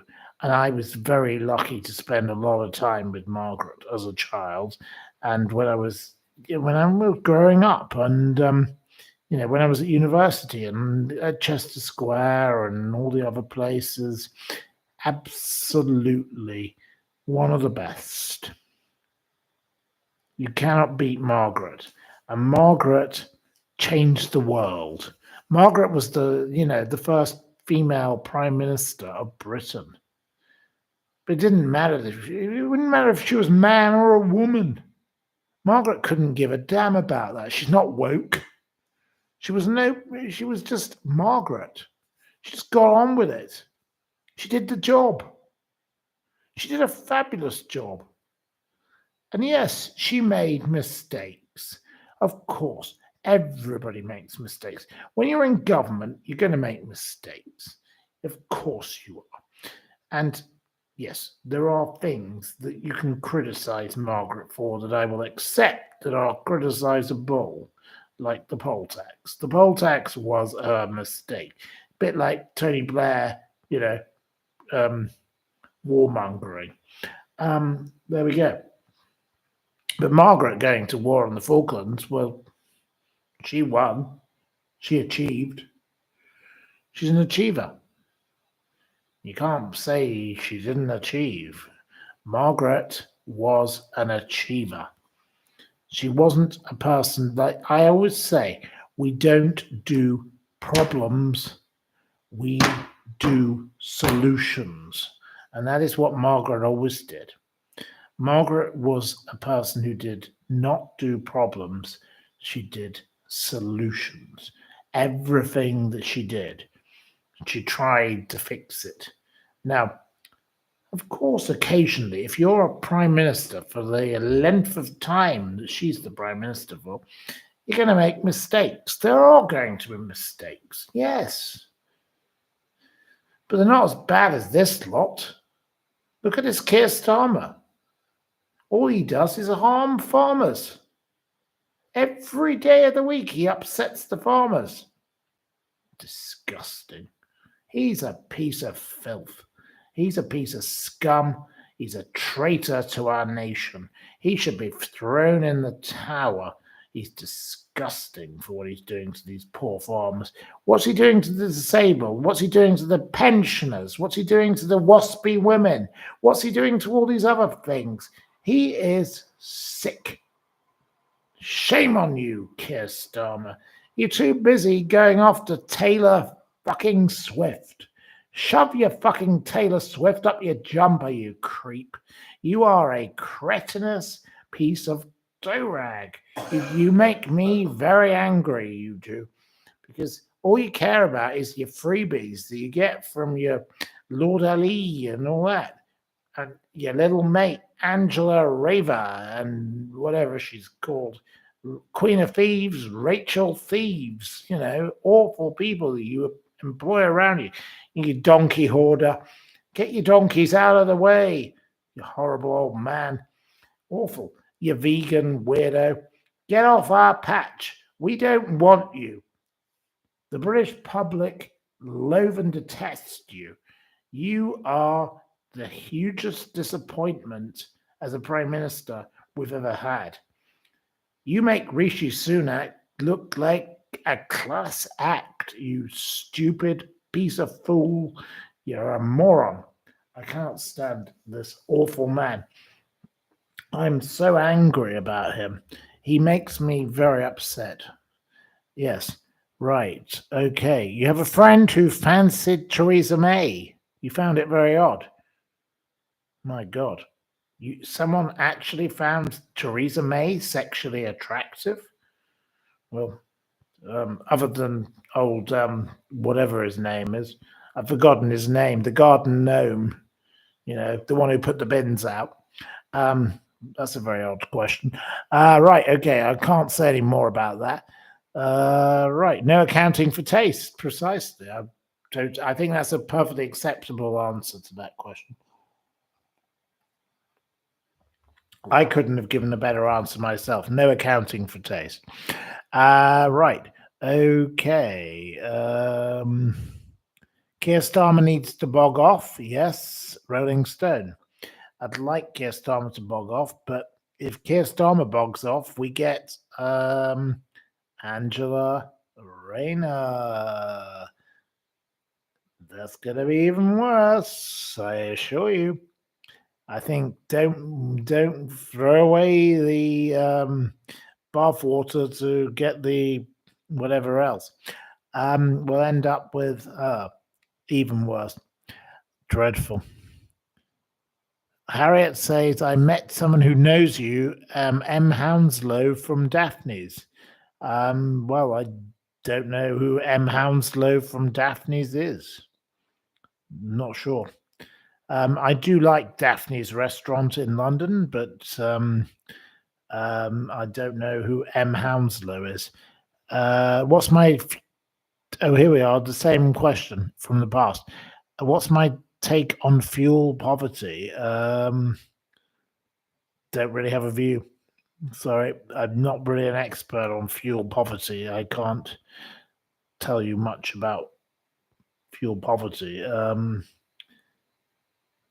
What, people can't afford to heat their homes? Well,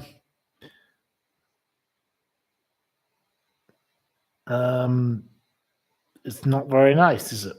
Not very pleasant. But what am I meant to say about it? I don't know. What am I meant to say about heating people's homes? I don't have an expertise view on the topic. Right. Okay. What's my view on my favorite Bond film? I don't have a favorite of anything.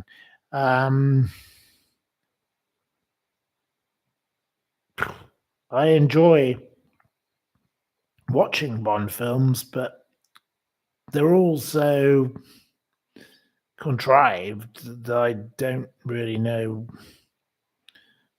which one is most accurate. And some of them have been rehashed again and again and whatever. But they're enjoyable to watch, but Bond films don't actually excite me. If you want me to give you a list of a few films I actually really like, let's say The Remains of the Day, Anthony Hopkins, Emma Thompson, absolutely fabulous. I like Whistle Down the Wind, Richard Attenborough, of course. Kind Hearts and Coronets, a wonderful film. Alec Guinness, things like that. You know, they're the kind of films I actually like. The Bond films, nice to watch, but they don't really excite me. I've given you 3 examples.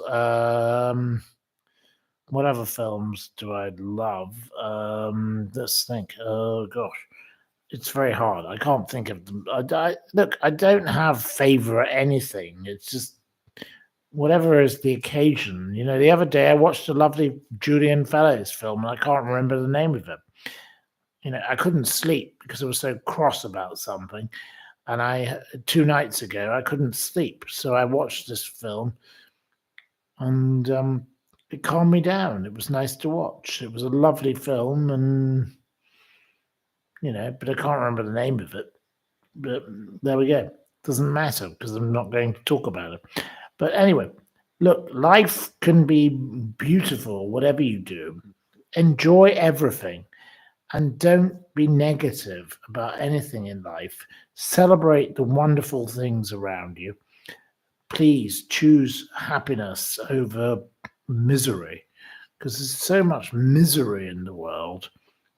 Choose happiness. That's what I say. So, right, sadistic killers and weirdos. Look, I don't want to talk about sadistic killers and weirdos. That's not really for me. Okay, you like Sean Connery. Well, that's fabulous. Wonderful. I'm glad you did. I don't have a favorite James Bond because I don't have a favorite anything. I don't do favorites. I keep telling you all this. I don't do the word favorite. I hate the word favorite because it's boring. It's so boring. On a different day of the week, I might think I like this person or I like that person or whatever. Favorite is a tedious word. It's so boring. It's just like, oh, let's make a list and go 1, 2, 3, 4, 5. No, I don't do that. Sorry. I am making a list, yes. And I'd appreciate your contributions, actually. So there we go. We are making a list, so I'm going to contradict myself slightly. But it's not a 1, 2, 3, 4, 5, because it will be in no particular order. Right. So I'd like you to give me your favorite animal, your best animals of 2025, dead or alive. Of course, for example, I've given the first example. I'll give you one. Nick Rocket, the horse that won the Grand National because it was an amazing achiever. The Willie Mullins horse. I want the best people of 2025. Now, these are not the the people who are always great. People who've actually done something great in 2025 and it's associated with the year. It can't be people who've just done great things again and again and again and again and again and again. So the best people of 2025. So, I want the worst people of 2025. So, Rachel Reeves is obviously going to be on the list because she's new. She's a newbie on my list. The likes of Karen Sprague, associate of the horrible fake Madeleine, Julia Wandel, kind of people like that. Helen Pitcher of the CCRC, kind of people like that. Then I want the missed people of 2025, people who died, people like Eddie Jordan, Stanley Carms, Betty Webb, who, of course, of Bletchley Park. The not missed, which is mostly going to be a list of people who've been serial killers and whatever else who died, or are executed, or are put in the electric chair.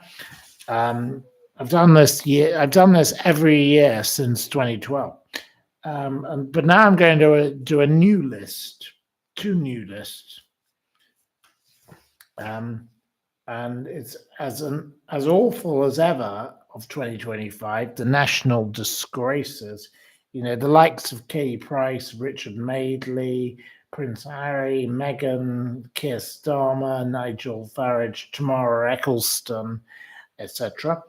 And as wonderful as ever of 2025, the national treasures list, which will be King Charles and Queen Camilla, in my view. Charles Brandreth, Neil and Christine Hamilton, Reverend Richard Coles, Anne Robinson, Peter Bleksley, Princess Anne, etc.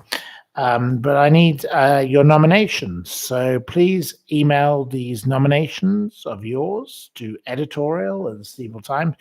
It's way before we need to do it because obviously it won't be done until January the 1st.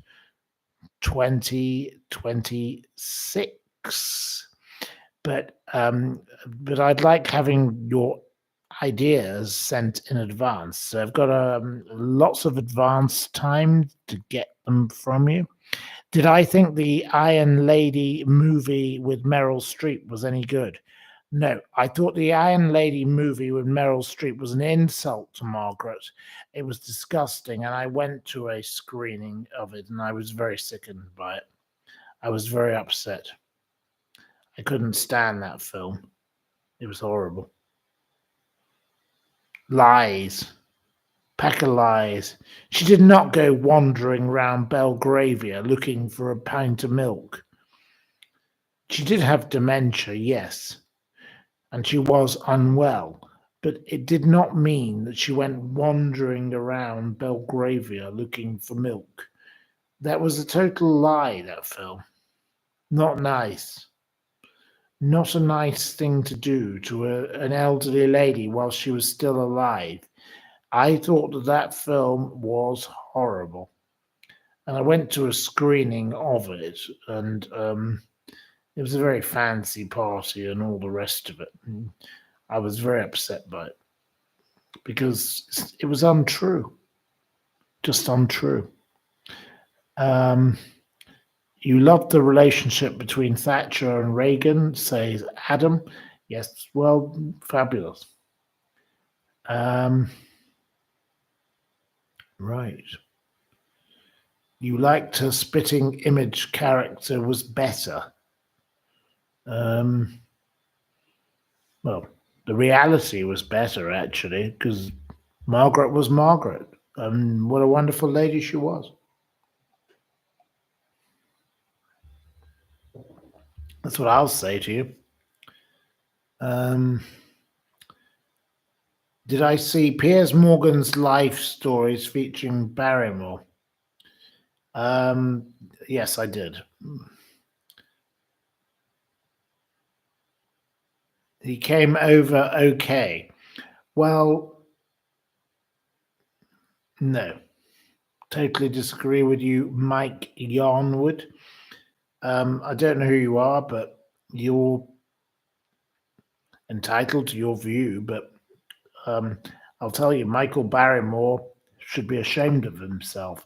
He should put a sock up himself and shut his mouth and learn to apologize to the Lubbock family for the harm he's done. Shame on Michael Barrymore. Don't you agree, Lady Men? Michael Barrymore. Rubbish. A load of rubbish. We are not having people coming on here apologizing. Go die a horrible death. She says go and die a horrible death. I say please don't come on my channel trying to apologize for Michael Barrymore. Michael Barrymore is one of the sickest people on the planet. The Lubbock family have suffered long enough. They need justice. There are 2 children who don't have a father. There are 9 people who went to a party. 8 of them lived. We want justice for Stuart Lubbock. Yes? Yep. We want justice for him. And the lovely lady who was married to him for a while, Sue Homan, she wants justice. Let's get justice. Sue Homan needs it, and all the others need it. The entire family that are left, because of course his poor father died without getting justice. Shame on you, Michael Barrymore. You are a piece of scumbag trash. You belong in the detritus bin. I don't know what else I can say. Throw you in a skip. You are horrible, Barrymore. And at what your agent, your creepy agent, he's another piece of junk. Absolute load of rubbish. Get back to the floor with that woman. Yeah, you are on. You should be on the floor, says Min. Anyway, I am speaking for me because I am, of course, the one who has been campaigning against Barrymore for all these years. Barrymore, you are scum. You are detritus. You're filth. You're revolting. You're absolutely sick. You ran away from the scene of a crime. You're a cowardly custard, and you're a piece of junk. Michael Barrymore is one of the worst, filthy TikTok people. Pay attention to me. Don't you continue to promote this revolting, repugnant specimen. He is a liar. and deceiver. I don't care. Come on, Michael Barrymore. Sue me, Michael Barrymore. My friend, Lady Bienvenida Buck, said to me today, "You are fearless." And she sent me a message saying, "You are fearless. You're not scared of any of these people." I am not scared. So I will speak like she said I speak. I'm not scared of you, Barrymore, because you cowardly ran away from the scene of a murder. This man, Australia. No, he ran away to the scene of he went to a neighbor's home on that day. And we're talking about the day of March the 31st, 2001. He ran away to the scene to one of the other people's houses before the police arrived at his house with his swimming pool that he allegedly couldn't swim in. But Cheryl, his wife, said he could swim. So there's a bit of contradiction there for a start. Let's be honest. But I challenge you, Barrymore, sue me. I would love you, Michael Barrymore, to sue me. Come on, bring it on, Barrymore. I say, Barrymore, 9 people went to a party, 8 of them lived. You are responsible for what went on at that party because it was your bungalow. And then before the police arrived, and there were screams at 4 a.m., and you ran away at about 5, 6 a.m., and you're not there when the police arrive. Why's that, Barrymore? Sue me. Come on, Barrymore. Man up, grow up, show up. I'd love to be sued by Michael Barrymore. Because wouldn't that be a wonderful thing? Because then we could actually get some justice for the Lubbock family. But Michael Barrymore is too busy playing around on TikTok, isn't he? Like the little boy that he is. He thinks he's funny playing with a dog and jumping up and down and going on about his boyfriend or whatever he's doing. He is the most revolting, creepy person. Come on, Barrymore, sue me. I want to be sued by Michael Barrymore. Bring it on. Anyway, probably won't happen. But anyway, I've offered him the opportunity. So let's be having you, Michael Barrymore, yes? He won't. He won't, because he's a coward. He's a coward. He's already run away. I know, but he'll run away again. Well, already. But I'm giving him the opportunity. He's gone already. But I'm giving him the opportunity to take me on. Because I keep calling him out. Do I not keep calling him out? Stupid. He's not interested. No, he's not. It's not that he's not interested. He's scared. He's a coward. Well, we know that. The silly Min is not understanding the situation. He is scared of facing up to the truth. And I am calling out the truth. So let's be honest. Yes, Barrymore was a guest on Surprise, Surprise with Scylla. Yes, he was great friends with her as well. Yeah, Scylla, she was the facilitator of every bloody one of them. That bloody Scylla Black, she was a total twerp. Leave her alone. No, not leave her alone. She was the facilitator of all of them. Cliff Richard, Scylla Black, Jimmy Savile, everybody she was involved with, the whole lot of them. Awful, Scylla Black. That dreadful woman was awful.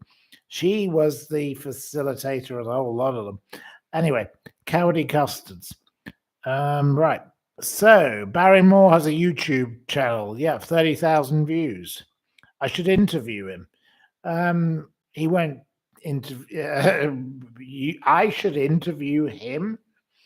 He would never, ever, ever let me interview him. Not that I would even ask. But I've tried to confront him, but he doesn't answer. Which troll have we got rid of, Harriet? Anyway, you've got rid of a troll. No, if someone wants to ask me questions, I don't mind that, Harriet. Please don't ban them. Please don't ban people who just want to ask a question. But I believe there's lots. Yes, he's an effing coward. Yes, he is. Barrymore is a coward. Yes, an effing coward. Yes, I agree with you there. Right. Did I ever meet Roger Cook of the Cook Report? No, never met him. Okay, next question. Let's have some questions. Cult Television has a comment. Well, we're not going to stop that.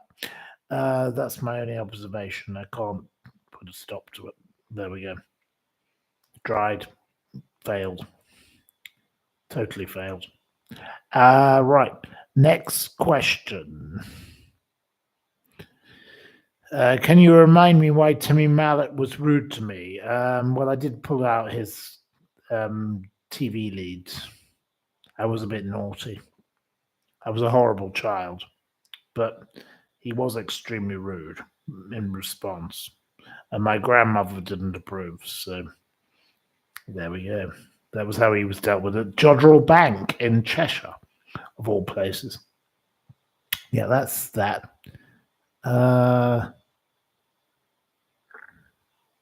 Would I like to interview Roger Cook if you could set it up? Well, wouldn't Roger Cook want to interview me, or why would Roger Cook want to talk with me? I don't know. It'd be very nice to talk with Roger Cook, race car. That's very nice. But I don't know Roger Cook. But have I been to Singapore? Yes, I have been there. I have lovely friends from there, from university as well. I love Singapore, lovely place. Timmy Mallet was very strange. I will definitely agree with you there. Yes, very sinister. He's still alive. He's 82, says Matt Grant. Right, okay. Well, I'm happy to have a conversation with Roger Cook. Lady Men, if I have a conversation with Roger Cook, she doesn't remember who Roger Cook is. So anyway, is he the one that went around the world? No, she's a bit confused. So don't worry about her and Roger Cook. She doesn't remember. Right, okay. Timmy Mallet. Yeah, well, he was not very nice to me, and my grandmother was very upset with him. So he was horrible. Awful. Don't like him. Nope, not good. Michael Palin, yes. Well, he got a bit drunk when I knew him. Yeah, he fell down the stairs in our presence, and that wasn't very pleasant. Bit of an alcoholic he was. I know I'm a bit of an alcoholic too, but I would say most of us are. But no, not in the stage that he was. Oh no, he was too much. So no, I won't say any more about him. Right, okay. Anyway, I'm going to stop shortly because this is ridiculous. It's now 3 hours and 37 minutes. I think a certain person needs to be put to bed because she's definitely dead. Gordon Ramsay is awful. I could pause the program and put her to bed, and then it might be better, but I think it might be better to pause the program for the evening. I don't know. Right. I think it might be better to put a certain person to bed.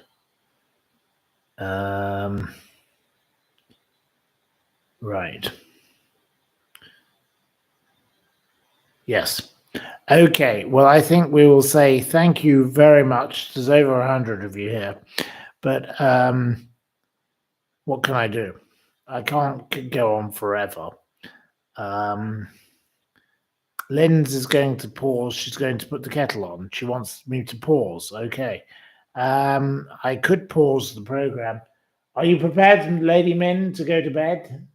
What, darling? I'll put you to bed. In a minute. No, because if I'm going to... What are you going to do? No, because if I'm going to pause my program... Huh? I have to pause the program. Well, I'm okay at the moment, so I'll just finish this. No. She doesn't understand. It's time to go to bed. Have a little sleep and then... No, she needs to go to bed. I think it's much better. I think it's really not the time to carry on.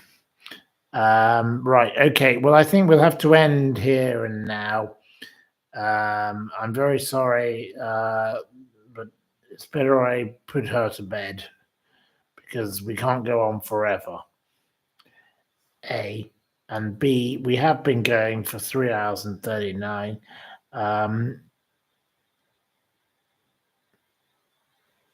You would like my quiz to be later to accommodate viewers residing in Australia. Well, I make my program late purposely for the Australians, so I don't know. There we are. Anyway, I think we'll just say thank you very much. Good night, and thank you, and good gardening. Take care of yourself. Have a wonderful evening, and we'll see you again tomorrow. But I don't know how I can make everything later because it's of no use to people in England or other places, Europe. So don't know. Anyway, we'll try. Take care, sleep well, and have a lovely evening. Good night and good gardening to you all. Evening's been and gone.